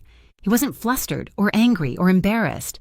He sat up, scrubbed a hand over his face, and swung his legs to the floor. He looked at Jonah, his expression sleepy and soft. "You're up early," Rafe said, his voice gravelly from sleep. "I was just about to make hot cocoa. You want to help?" Jonah's eyes went wide. "With marshmallows." "The big ones," Rafe confirmed. He stood, stretching, and offered his hand to my son. Jonah ran to him, grabbing his hand. I sat there, wrapped in the scent of cedar and the warmth of the man who had just remade my world, and watched them walk into the kitchen. I watched Rafe lift Jonah up to reach the mugs. Judge Seal was right. My old life was gone. I had just bet my entire future, and my son's, on the man making him hot chocolate, and I had never been more certain of anything in my life. The quiet, domestic peace of that morning, the smell of cocoa and the sound of Jonah's laughter, was the last breath before plunging underwater. The news story hitting the web wasn't the end of the fight. It was the signal for the war to begin. The first volley came from Helios's lawyers. They were slick, expensive, and fast. They filed an injunction to gag you. Elias, the head attorney from Caldera and Voss, told me over a conference call. I was sitting at Rafe's massive dining table, my coffee untouched. They're claiming your affidavit is unsubstantiated libel, designed to manipulate the market. My stomach turned to ice. Can they do that? Can they silence me? They can try, a new voice said. Judge Armand Ciel had joined the call, and I have already denied it, without prejudice. In fact, I'm accelerating the timeline. A preliminary public hearing is set in 3 days. Silas Kincaid didn't wait for the hearing. The next morning, the PR war began. My phone started vibrating so hard it nearly fell off the table. It was Zadie, and my mother, and a dozen numbers I didn't recognize. Zadie sent me a link. I clicked it. My blood ran cold. It was a grainy, black and white video, clearly from a hidden security camera, time-stamped 6 months prior. It showed me in a parking garage. A man I vaguely recognized as my old apartment manager was handing me a thick white envelope. I took it and put it in my bag. The headline, emblazoned across the bottom: "Exclusive whistleblower Tessa Morin filmed taking cash payoff." I couldn't speak. "Rafe, that was the cash deposit from my old parking space. The lease was private." "It doesn't matter," Rafe said. He was standing behind me, his hands on my shoulders, his voice a low, controlled rumble. "It's meant to muddy the water. It's meant to give them an angle." As if summoned by the chaos, Elias called back. His voice was grim. "Tessa, he did it. Caleb Pryor filed an emergency petition for full custody of Jonah." I think I stopped breathing. On what grounds?" "He's citing child endangerment," Elias said, his voice clipped with anger. "He's citing your unstable criminal lifestyle. And he submitted the doctored parking garage video as Exhibit A." I dropped the phone. The room tilted. He was using this lie to take my son. Rafe picked up the phone. "Elias, it's Rafe Bellamont. Execute the counterfile. The one we prepared. The Pearl Avenue accounts." He listened, his face hardening. "I don't care if it's scorched earth. He threatened her son. He fired the first shot. I want him buried by noon." He hung up and looked at me, his gray eyes steady. "My lawyers have definitive proof that Caleb embezzled nearly $40,000 from the Pearl Avenue Condo Association Fund over the last 2 years. He's not getting within 100 feet of Jonah. That fire is now contained." He was fighting a war on 3 fronts. The 4th one walked in a moment later. "The NMIC, Anwen said, her voice tight. "The National Maritime Integrity Commission, the fake agents who ambushed you. Tessa." "What about them?" Rafe asked. "They're on the Helios payroll, have been for a year. I've got the offshore wire transfers. They've been using their federal credentials to systematically disrupt your competitors. Rafe, they weren't just after Tessa. They were using her as a way to get leverage on you." Rafe didn't hesitate. He was a general moving pieces on a board. "Then we cut off their authority. Anwen, set up an emergency meeting of the Crescent Private Port Council. Today, I'm invoking the Charter's non-interference clause. We are voiding the NMIC's oversight authority at every single Bellamont terminal, effective immediately. They want to use the law. We'll use the real law." Amid this storm of counterattacks, a single clear, true note. Leora Penn, the journalist, published her story. The headline was simple, stark, and powerful. "Program Jasper the children who weren't there." She laid out the entire grotesque scheme. She used the data from the Eclipse Bell. She quoted my affidavit. My name was there, but it was secondary to the facts, to the crime. And Jonah, I scrolled, my heart in my throat. His name wasn't there. He was just a protected minor whose name was exploited by the fund. I cried, for the first time. It wasn't from fear or rage, but from a profound, aching relief. She had protected him. "She wants an interview," Anwen said later that day, holding her tablet. "With you, Rafe. She's going after the whole network. She wants to talk to the shadow entrepreneur of New Orleans." Rafe, who had spent his entire life building walls and operating from the darkness, looked at me. He looked at the article, at the war Helios was waging against me. "Tell her yes," he said, "on one condition. The spotlight stays on Helios. I'm not the story. I'm just the man who helped the woman who is bringing them down." Helios's next move was brutal and simple. I was trying to do something normal, something human. I was trying to order groceries online to be delivered to Bellamont Row. I went to checkout, card declined. I tried again, declined.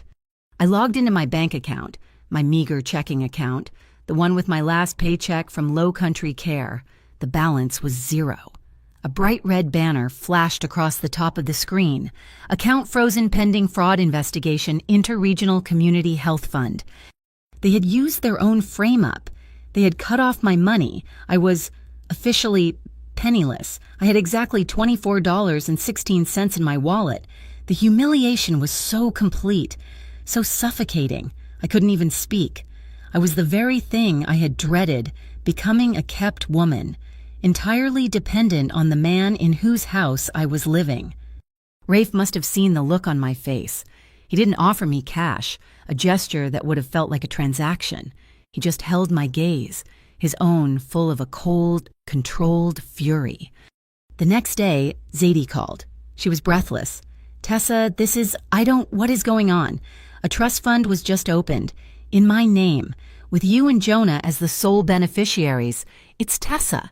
There's a lot of money in it." I looked across the room at Rafe, and he was on his own phone, already fighting the next fire. He'd done it without a word. When I caught him later, I was speechless. "Rafe, I can't—" "If I give you money," he said, cutting me off, his voice quiet, "Silas will paint you as a mistress. The press will eat it alive. It invalidates your testimony." He stepped closer.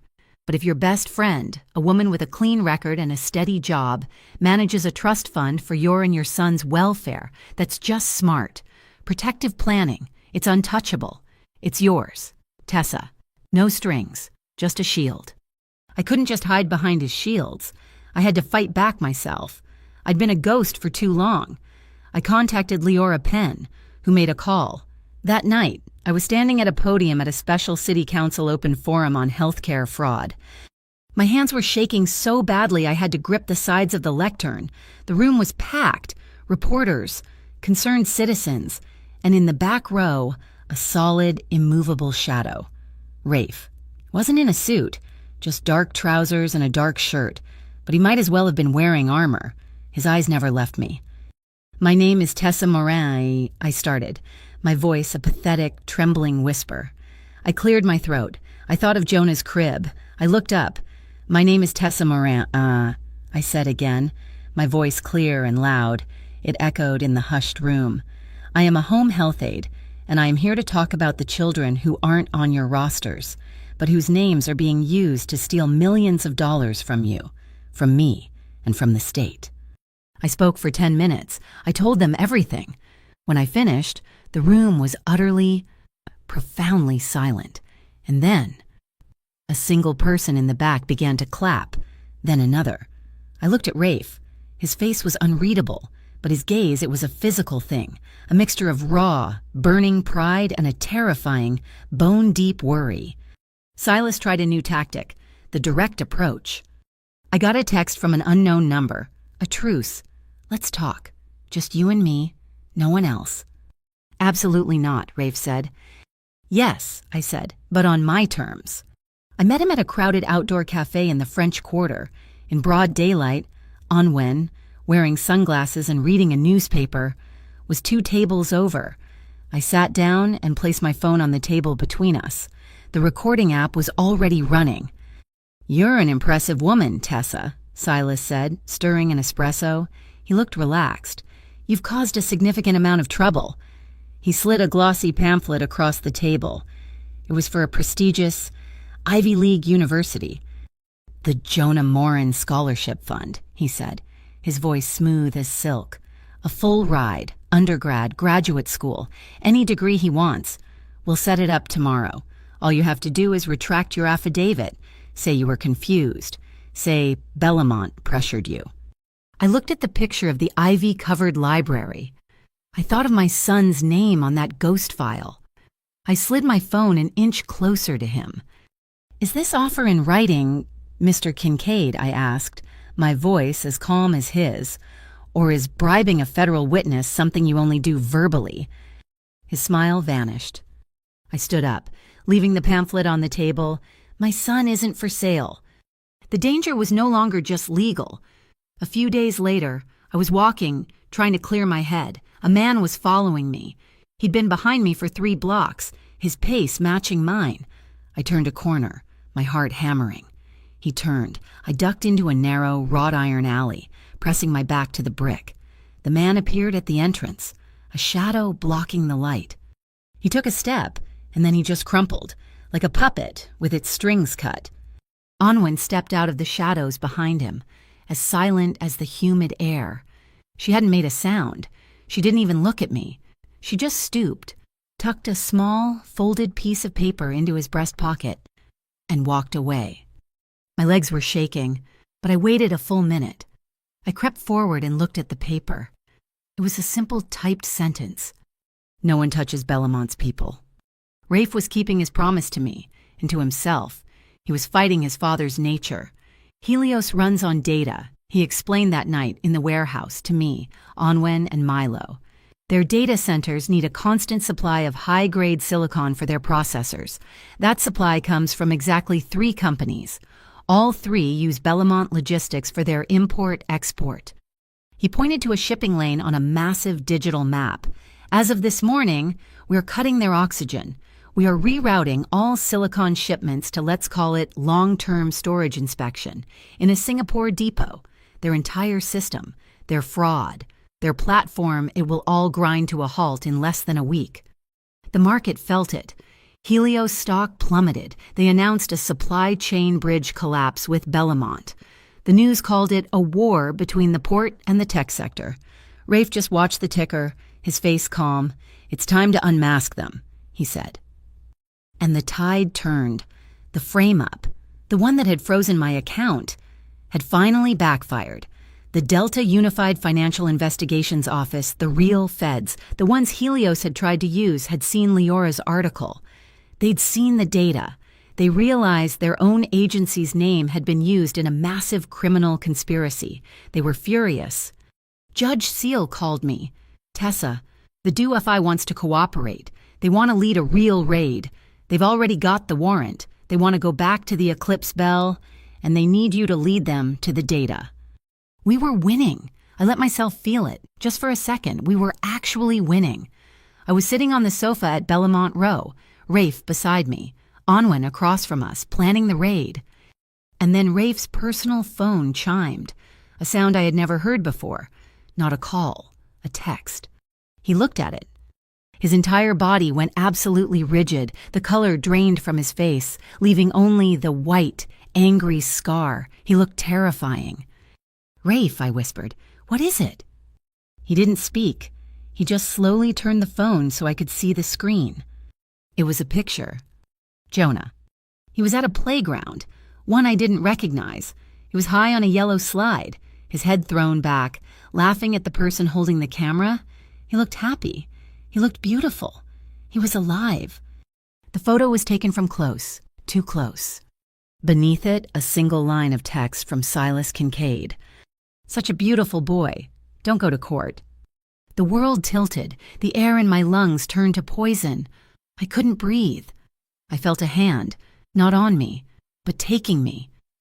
Rafe's hand shot out, his fingers finding mine, gripping them so hard I thought my bones would break. I looked at his face. His eyes were no longer gray. They were black. A storm of pure, unadulterated rage, the very thing he'd feared his entire life. He was vibrating with it. He looked from the pictured in to me. He took a deep, shuddering breath, his chest rising and falling. "We don't blink," he said, his voice a low, lethal promise. "We don't flinch. We go." The morning of the hearing was cold and sharp, the sky a bruised, metallic gray. The picture of Jonah on that slide, laughing, vulnerable, targeted, had burned itself behind my eyelids. I hadn't slept. I just sat in the dark, my rage a cold, hard stone in my stomach, while Rafe and Onwen orchestrated the counter move. "The plan changes," Onwen said, her voice clipped. "All business."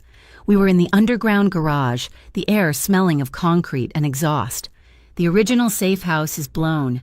Zadie and Jonah are being moved. Now, Rook, you're on diversion. I'm taking them to Montclair Haven.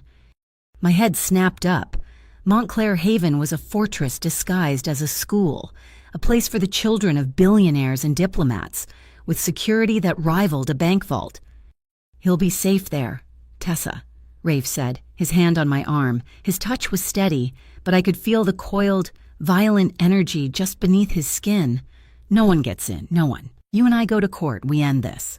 Jonah was safe. I had to believe that. I kissed him goodbye.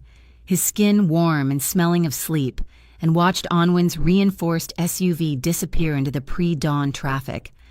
Rook drove our Bentley. Rafe sat beside me in the back, silent, his jaw set, his gray eyes fixed on the city passing by. The threat against Jonah had pushed him to a new, terrifying edge. He was no longer the man fearing his father's rage. He was the man harnessing it. We were ascending the ramp to the Chanterelle Bridge, the wide expanse of the Mississippi churning below, when it happened. A large 18-wheel flatbed truck, 2 cars ahead, suddenly jackknifed. It was a sickening orchestrated slide of metal, blocking all 3 lanes of traffic. The truck's cargo massive, unsecured steel culverts broke free, rolling and crashing across the asphalt, creating an impenetrable wall of metal. A dark, viscous liquid oil began to pour from a ruptured tank, spreading across the concrete. It was an ambush, designed to stop us, to make us miss the hearing. "Rook," Rafe said, his voice lethally calm. "I see it, boss." Rook didn't slam the brakes. He decelerated smoothly, his eyes on the rearview mirror. A black panel van was coming up fast behind us, ready to box us in. "The emergency lane," Rafe commanded. Rook wrenched the wheel. The Bentley jumped the curb, its heavy-duty suspension groaning as we slammed onto the narrow concrete shoulder.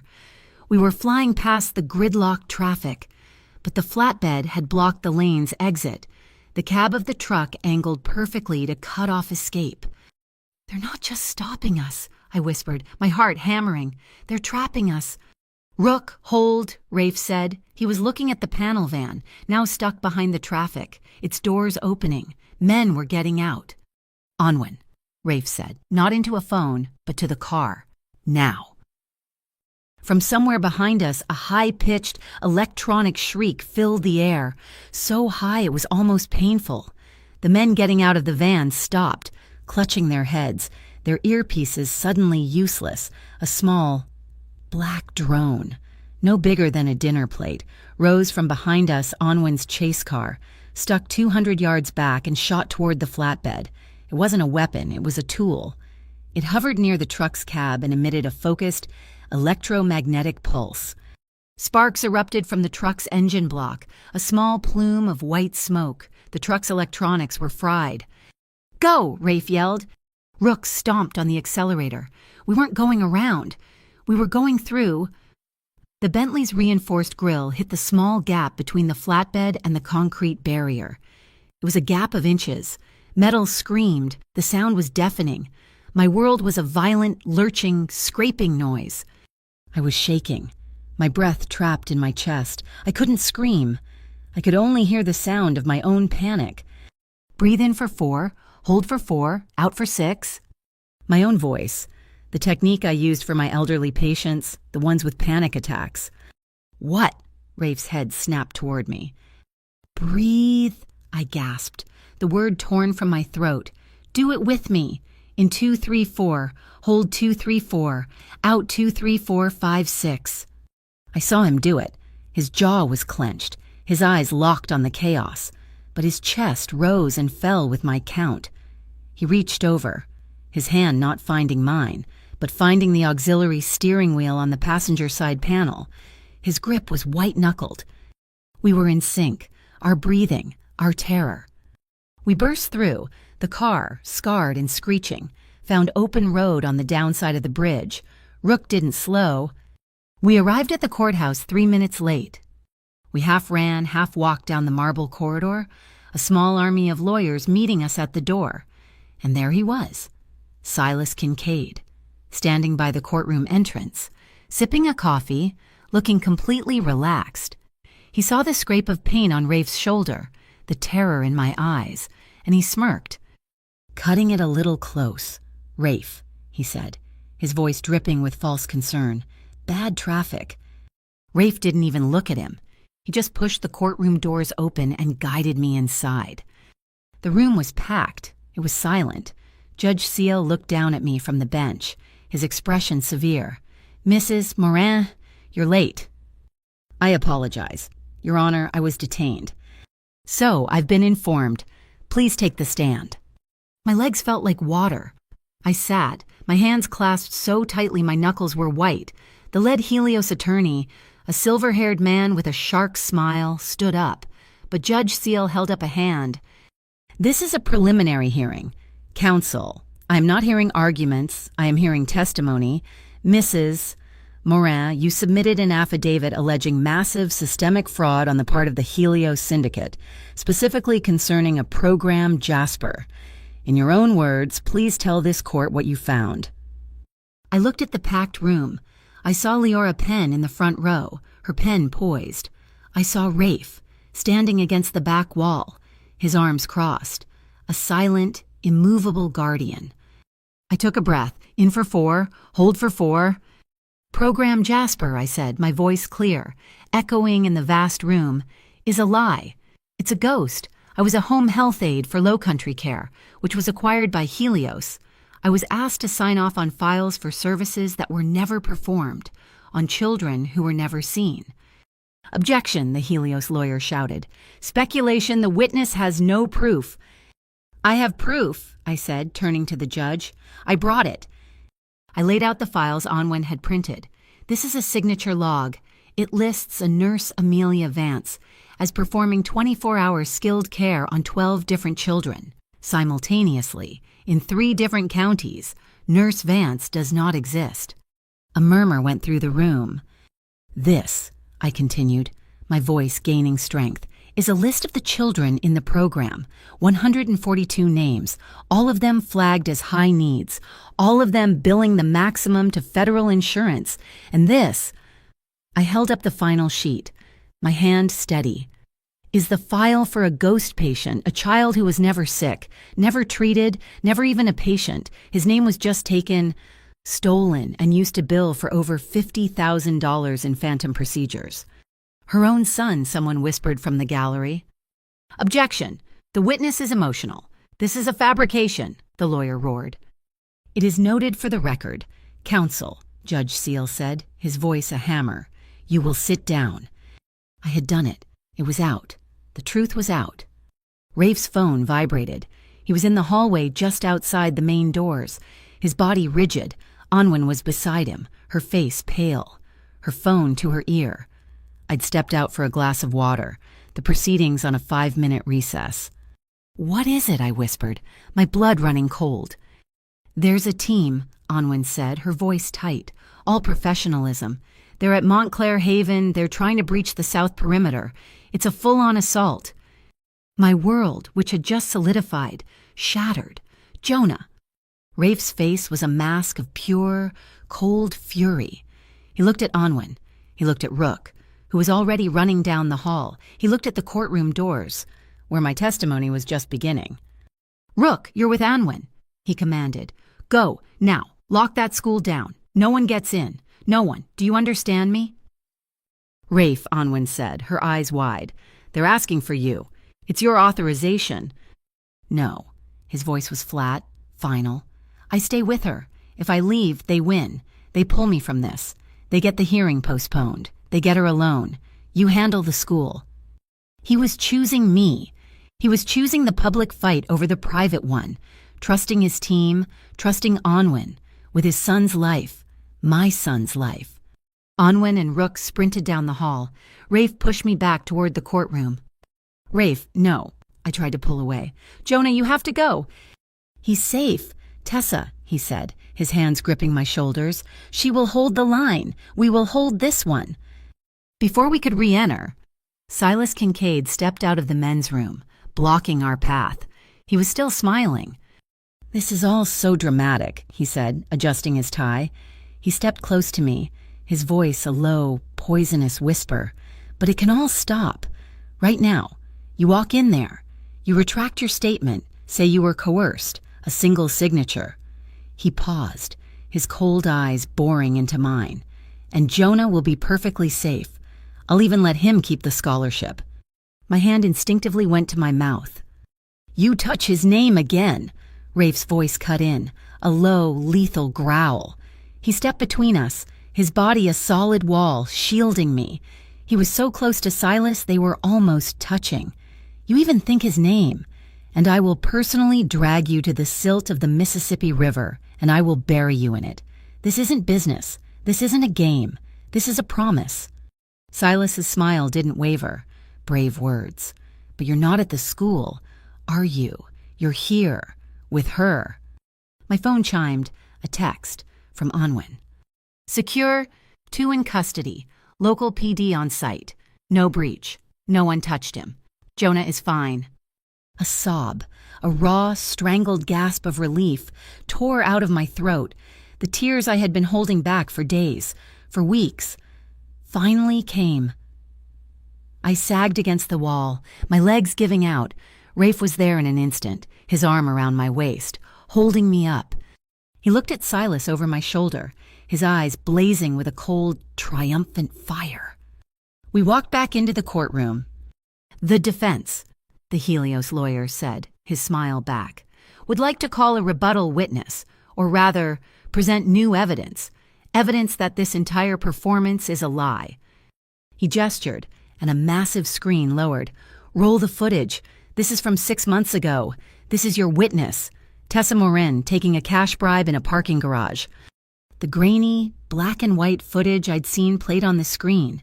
Me, the envelope. The murmur in the courtroom was instant. I saw the doubt on their faces. "As you can see," the lawyer began. "Permission to approach. Your Honor," a new voice called out. "Leora Penn." She was standing, holding a laptop. "This is not," the lawyer stammered. "Miss Penn, this is highly irregular," Judge Seal said. "It is, Your Honor," Leora said, her voice ringing with clarity. "But defense counsel has just presented manipulated evidence to this court. I have the full, unedited video from the same camera provided by the parking garage owner, who, it turns out, is also being extorted by Helios." "Show it," Judge Seal commanded. Leora plugged her laptop in. The same scene played, but this time, it kept going. It showed me counting the money, pulling out a signed lease agreement and handing the manager a receipt. The audio, cleaned up, was clear. "And that's $1,200 for the deposit and first month's parking," the manager said. "Thanks, Dawn. You know how hard it is to get a spot this close," my own voice replied. A collective gasp went through the room. It wasn't a bribe, it was rent. The Helios lawyer was ashen. Judge Seal's face was thunder. He brought his gavel down with a crash that shook the room. "I have seen enough. Based on the testimony of Mrs. Morin, the clear evidence of perjury, and this circus of intimidation, I am signing the warrants, effective immediately, for the offices of the Helios Syndicate and a full forensic sweep of the Eclipse Bell Casino. The Delta Unified Financial Team will execute now." Chaos, shouting, reporters running for the doors. Silas Kincaid hadn't moved. He just stood there, watching me, his smile still intact. He caught my eye as federal marshals entered the room. "You think justice will be fast enough?" "Tessa," he whispered, just loud enough for me to hear. Rafe stepped in front of me, his gaze locked on Silas. "When the tide comes in," Rafe said, his voice quiet, "all the trash that's been hidden gets exposed, and the tide is here. Silas." Anwen's phone buzzed.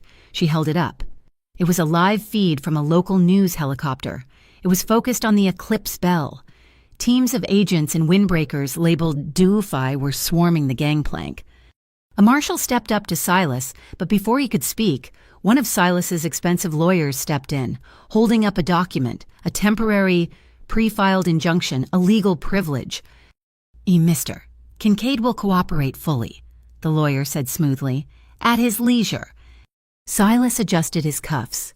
He looked at me, and then at Rafe, and with the marshals watching, powerless, he simply walked out of the courtroom.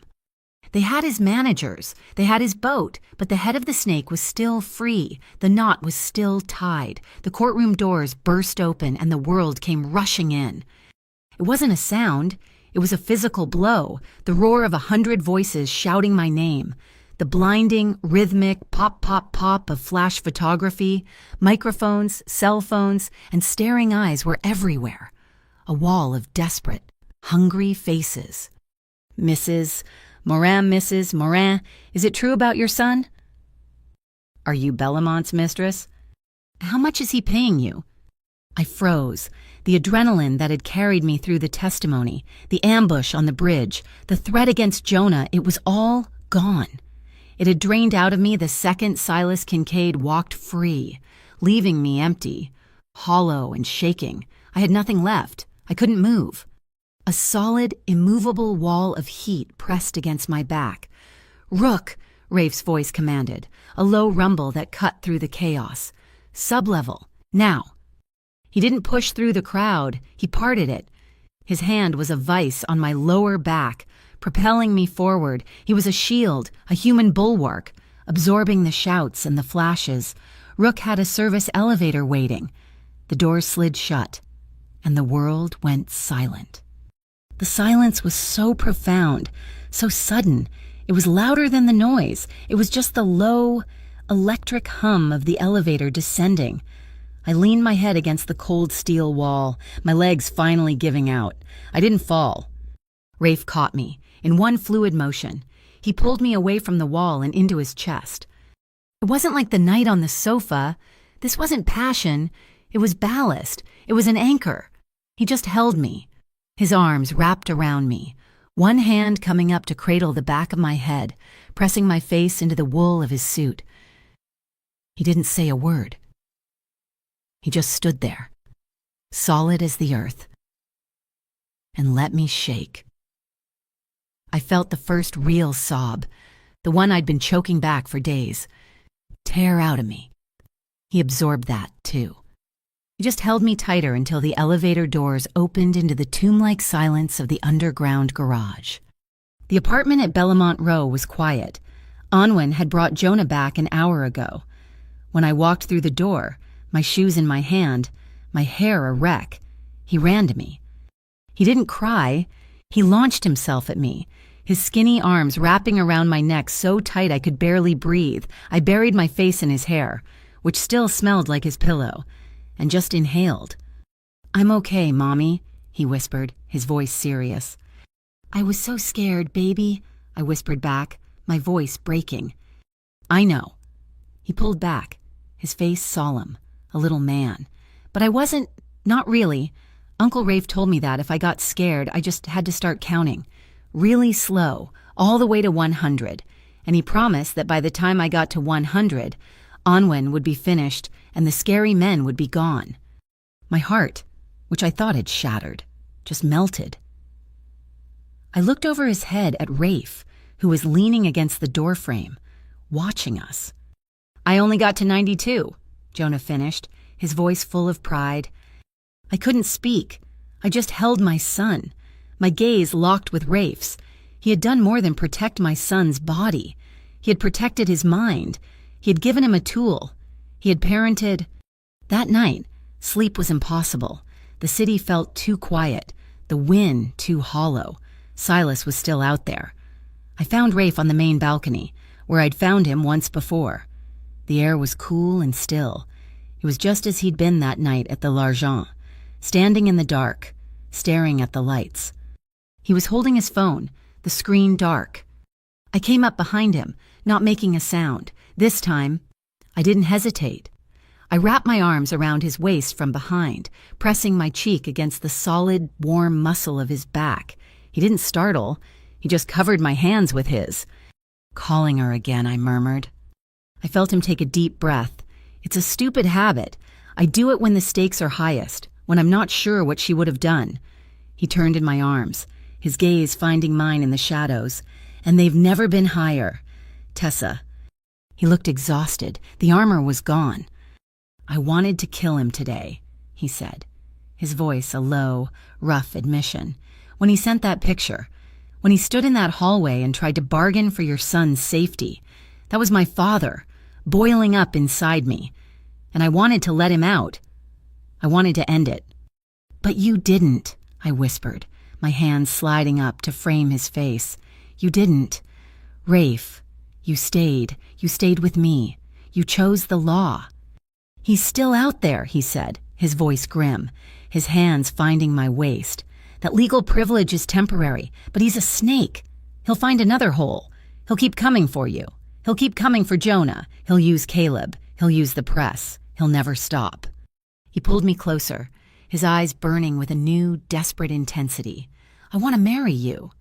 My heart stopped. It wasn't a question. It was a statement, a move on a chessboard. Rafe, I tried to pull back, but he held me fast. What? No, we can't, that's insane. It's not, he said, his voice raw. It's not about a wedding. It's not about a party. It's about protection. The second you file that paper, the second you are legally my wife, my name becomes a fortress. My mother's firms, my family's trusts, they all become your shield. Silas can't touch you. Caleb can't touch you. As Tessa Bellamont, you are legally and financially untouchable in a way I can't guarantee. As this, it puts you in a circle no one, not even the federal government, can breach without a fight.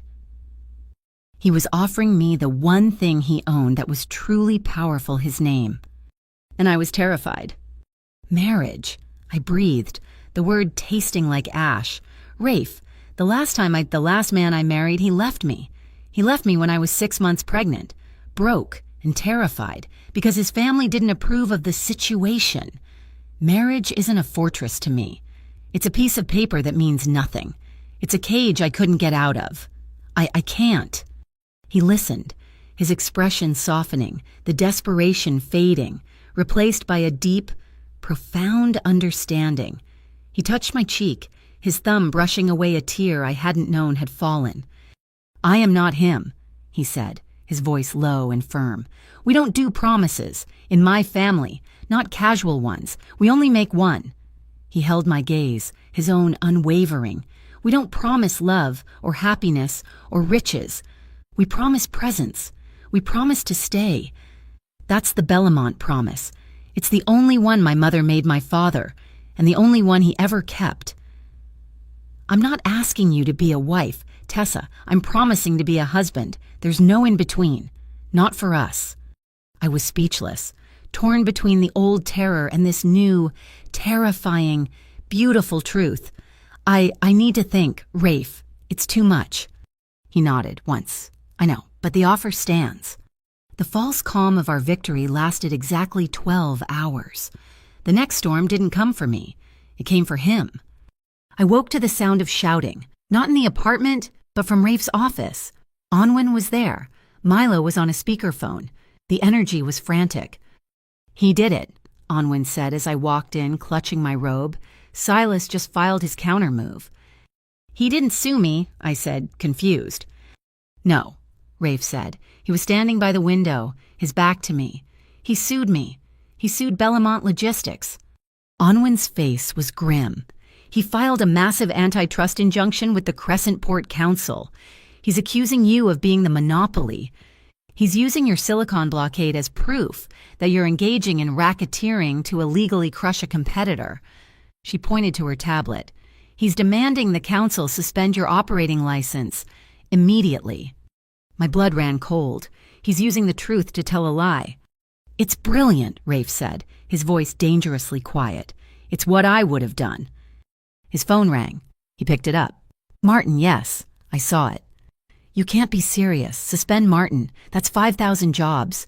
5,000 families. You're letting him, a man who's about to be indicted, dictate port policy. You can't be this much of a coward. He slammed his hand on the desk, the first uncontrolled rage I'd seen in days. Fine. I'll be there. He hung up, his jaw clenched. I watched him. The weight of his entire world, his mother's legacy, the lives of thousands of workers, had just landed on his shoulders. And it was my fault. I was the one who brought Silas into his orbit. This was my fight. Onwin, I said, my voice quiet but firm. Those letters, the ones from the dock workers' families, the ones whose kids are in Program Jasper, do you have them?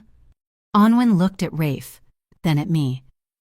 Yes, I've been compiling them for the civil suit. Get them for me, I said, now. An hour later, I walked into the Port Council building, alone. Rafe was in his own car, headed for his own meeting, fighting his fight. I was going to fight mine. I didn't have an appointment. I walked straight past the secretary into Director Martin's office. "You can't go in there," she shrieked. "Director," I said, my voice shaking but loud. He looked up, a deer in the headlights. "Mrs. Morin, this is highly—" "Rafe Bellamont is on his way here to save his company," I said, dumping the stack of letters on his desk. "I'm here to save yours. That's a list of 50 families, all of whom work for Bellamont Logistics, all of whom had their children's names stolen by Silas Kincaid for Program Jasper. You are about to suspend the license of the only man who's been protecting them, at the request of the man who's been robbing them." I leaned in, my hands flat on his desk. "Do that. Make that choice, and I will personally stand on the steps of this building with Leora Penn, and I will read every single one of these letters to every news camera in this city. You will be known as the man who protected a monster and punished his victims. Your call." I walked out. I was back in the apartment, my heart still hammering. When Rafe returned, he walked in, his suit jacket off, his tie loosened. He just looked at me. "Your speech," he said, a small, tired smile touching his lips, "was effective. Martin was pale as a ghost. He's not suspending, not yet." A wave of relief so strong I almost collapsed. "But," he said, and the smile vanished, "he's trapped. Silas has him in a legal corner. He's giving us 48 hours. 48 hours for what? To provide definitive, irrefutable proof that Helios, not Bellamont, is the criminal entity manipulating the port. Proof he can take to the state. 48 hours, Tessa, or the port closes." The clock had started. We hit a wall. Hard. We had the Jasper data, but that was medical fraud. We had no proof of the corporate sabotage, the link between Silas and the NMIC, the bribes. The Eclipse Bell servers had been wiped clean. "He's going to win," I whispered, sinking onto the sofa. "He's going to walk away, and he's going to take you down with him." "Not yet." Leora Penn was at the door, Anwen letting her in. Her face was flushed, her eyes bright. "The raid was a bust, but he's arrogant. He wiped his main data, but he'd never destroy his insurance policy. I got a tip from an ex-Helios tech I've been cultivating. He keeps a private, air-gapped server, a full backup of everything. Corporate, bribes, personal." "Where?" Rafe asked, suddenly alive. "The St. Aurelia Archive," Leora said. Rafe's head snapped up. "The historical charity that's his mother's pet project. It's a massive tax shelter." "Exactly," Leora said. "It's buried in the sub-basement, shielded, unmarked. He calls it the Data Chapel. He thinks it's a sanctuary. He thinks it's untouchable." A slow, cold smile spread across Rafe's face. It was the smile I'd seen on the boat. It was the smile of his father. "Good," he said, his voice soft. "Anwen, Milo, get the gear, the cutting tools. We're going in tonight. No warrants, no feds. We're going to tear it out of the wall." "No?" Rafe stopped, his hand in midair. He turned to me, his expression unreadable. "What did you say?" "No." I stood up, my legs shaking, and I walked straight up to him, planting myself between him and the door. "No, Rafe, look at me." He stared down at me, the rage coiled in his shoulders. "You told me," I said, my voice low and fierce, "that you were terrified of becoming your father. This is your father. This is the brute force. We have been one step ahead of Silas because we have been smarter than him. We've used the law. We've used the press. The second you put on a mask and cut through that door, you are no better. You become the criminal, and he wins. You lose the port, you lose the moral high ground, and you lose me. I will not stand by and watch you do it." The silence in the room was absolute. It was him and me, the final test. He stared at me, his chest rising and falling, the war raging behind his gray eyes. I didn't flinch. He closed his eyes. He took a single, shuddering breath. When he opened them, the rage was gone. His father was gone. It was just Rafe. "You're right," he whispered. His voice was rough. "She's right," Anwen said, her voice full of relief. "But there's a third way. We don't go in. We bring the law with us. The DUFI is furious that Silas walked. They are begging for a new target. Leora's informant, plus Tessa's testimony. That's enough for Judge Seal to sign a new warrant, a real one. I looked at Rafe. We do it right, I said, all the way to the end. No shortcuts. He searched my face, and I saw a profound, burning respect in his eyes. He reached out and cupped my jaw. You chose the law, he said, his voice hoarse. So I choose to stand right behind you. He leaned in and kissed me, not with passion, but with a deep, unbreakable promise. That's the vow. The final hours were a blur.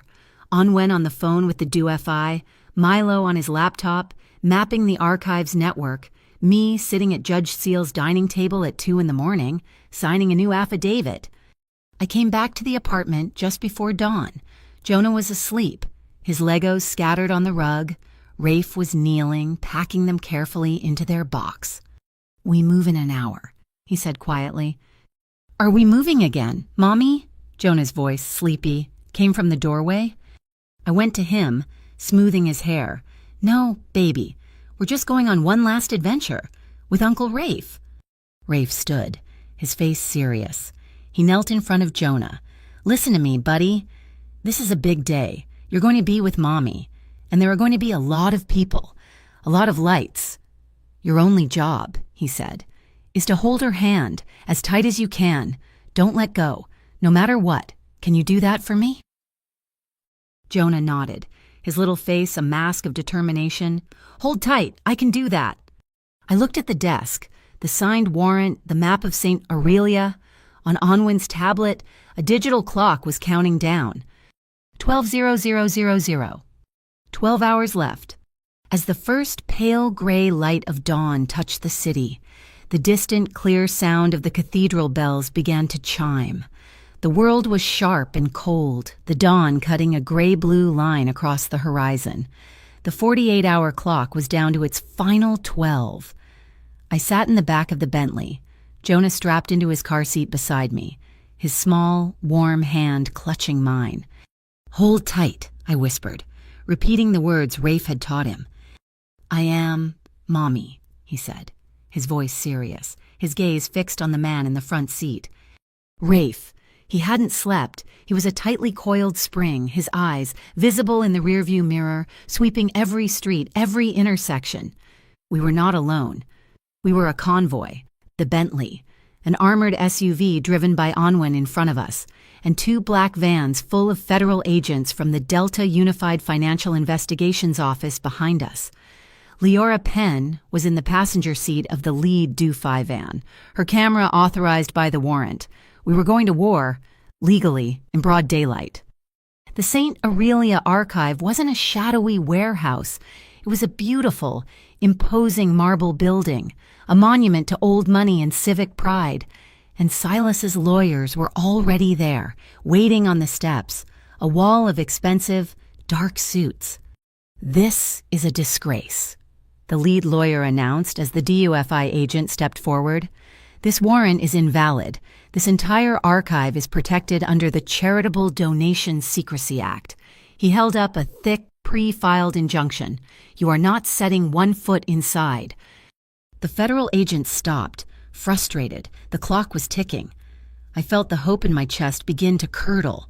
Silas was going to win. He'd wrapped himself in the law, like a mummy.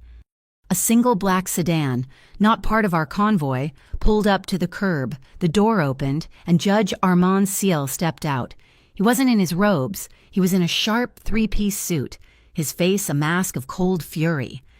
He walked past the stunned lawyers, straight to the lead DUFI agent.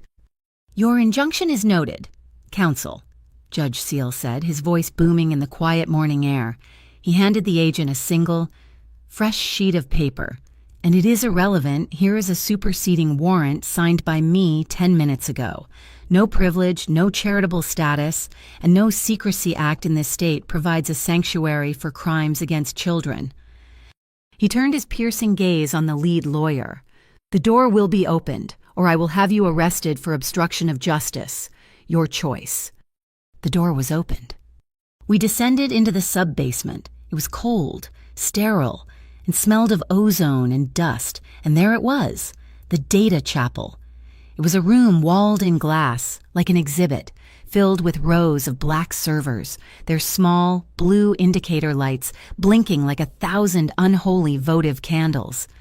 "My God," Leora whispered, her camera rolling from the hallway. Milo, who had come with the feds, jacked his terminal into the main console. "I'm in," he hissed. "He's shielded, but he's not invisible. Tessa, what am I looking for?" "Program Jasper," I said, my voice steady. I moved to a secondary terminal. My fingers, trained by years of medical billing, flew across the keys. I found the root directory, I found the subfolders, and I found the file, Jasper_B children. My heart stopped. I pointed to the screen. "Milo," I whispered, "look at the timestamp." He read it aloud. "Last modified 0532 a.m. He looked at me, his face pale. This morning, he was still doing it. "He's arrogant." The voice came from behind us. I spun around. Silas Kincaid. He was standing in the doorway, flanked by his real legal team, his hands in his pockets. He was perfectly calm, an observer at his own execution. He wasn't under arrest. He was just here. "You chose to fight, Tessa," he said, his voice conversational. "You've caused so much damage. You've destroyed so much. And I have to ask, what's the result? What happens if I never go to jail? Was it worth it?" I didn't look at him. I looked at the screen. I saw Rafe, standing just behind me. A half step to my left, he was a silent wall of steel. His eyes locked on Silas, his body radiating a violence he was holding back with an iron will. He was letting me finish this. I didn't answer Silas. I just typed, "He's right, Rafe. The Jasper data is just medical fraud. It's not enough to stop the 48-hour clock." I kept typing. "But he's arrogant. He didn't just back up the fraud. He backed up everything." I hit enter. A new file tree appeared. NMIC_contributions. PDF. "What's that?" the DOFI agent snapped. "That," I said, my voice ringing with triumph, "is the bribery file. That's the list of donations from Helios to the personal accounts of the National Maritime Integrity Commission."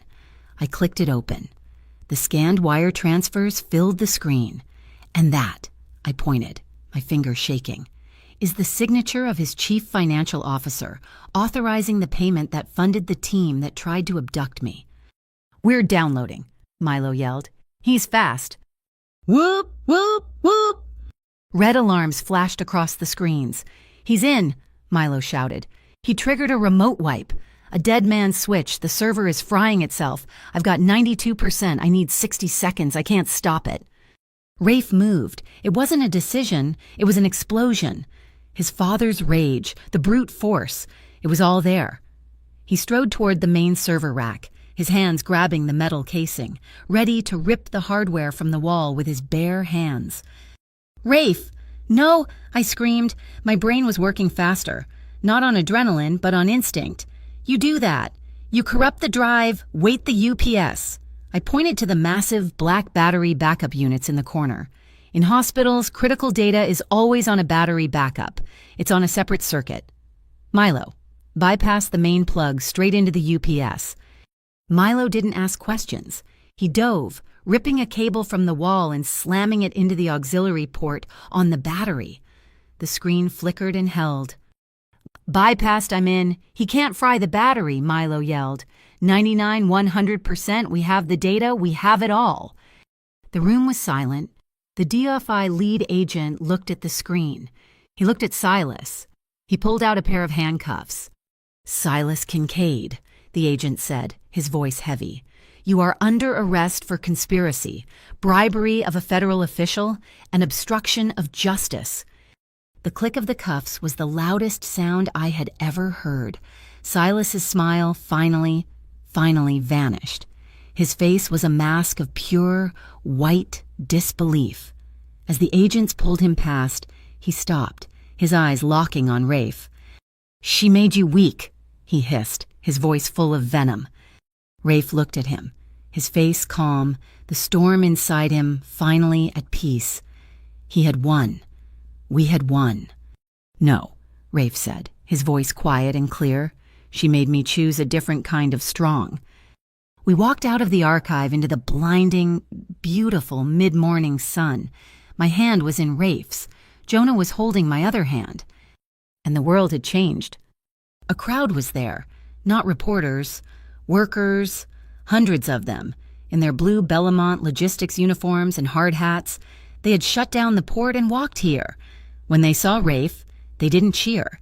They raised their hats, a silent, profound salute. Anwen pushed through the crowd, her face split by a smile so wide I'd never seen anything like it. "The Port Council," she said, holding up her phone. "Martin just called. They voted unanimous.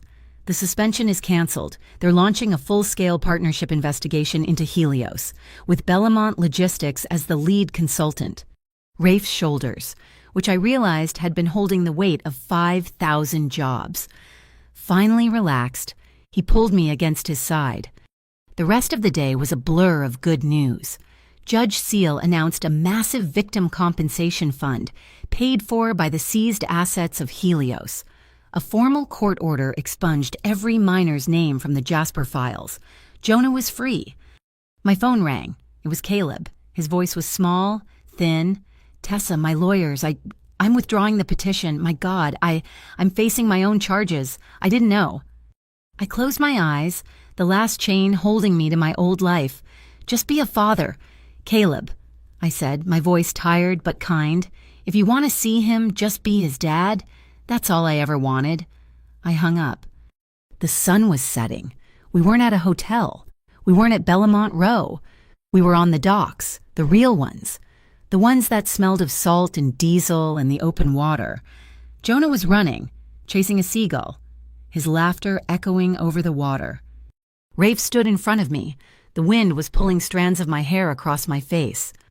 He wasn't kneeling. He wasn't holding a diamond ring. He was just there, in his hands. He held a single old-fashioned, heavy brass key. "My mother taught me to hate promises," he said, his voice low, "just for me. They're just words, but she believed in one. The one you keep not with words, but with blood and bone. The one that means you stay." He held the key out to me. "This is for Maison Bellamont, not the wedding hall. My home, the one my mother built." His gray eyes, no longer cold steel, but warm, like the harbor at sunset, held mine. "I'm not asking you to be my wife, Tessa. I'm not asking for a piece of paper." He paused, his voice rough. "I'm asking if you and Jonah, if you're ready to come home." My heart, which had been battered and broken and terrified, suddenly felt full, whole. I looked at the key. I looked at my son, laughing by the water. I looked at this impossible, dangerous, honorable man. I didn't take the key. I put my hand on top of his, closing his fingers around it, and then laced mine with his. "We're home," I whispered. He pulled me in. He kissed me. It wasn't the desperate, questioning kiss from the apartment. It was a kiss of arrival. It was a kiss of forever. It tasted like the rest of my life. I heard a small shout. "Mommy's kissing Uncle Rafe," Jonah cheered, clapping his small hands. Rafe's phone chimed in his pocket. He broke the kiss. A low laugh rumbling in his chest. He pulled it out. It was a text from Leora Penn. He showed me the screen. "Doofy just announced. It's over. Facing the data, Helios and all its subsidiaries have entered a full confession and guilty plea. They're done." The final knot untied. He smiled, a real, unguarded smile that lit up his entire face. He put the phone away, wrapped both arms around my waist, and pulled me close.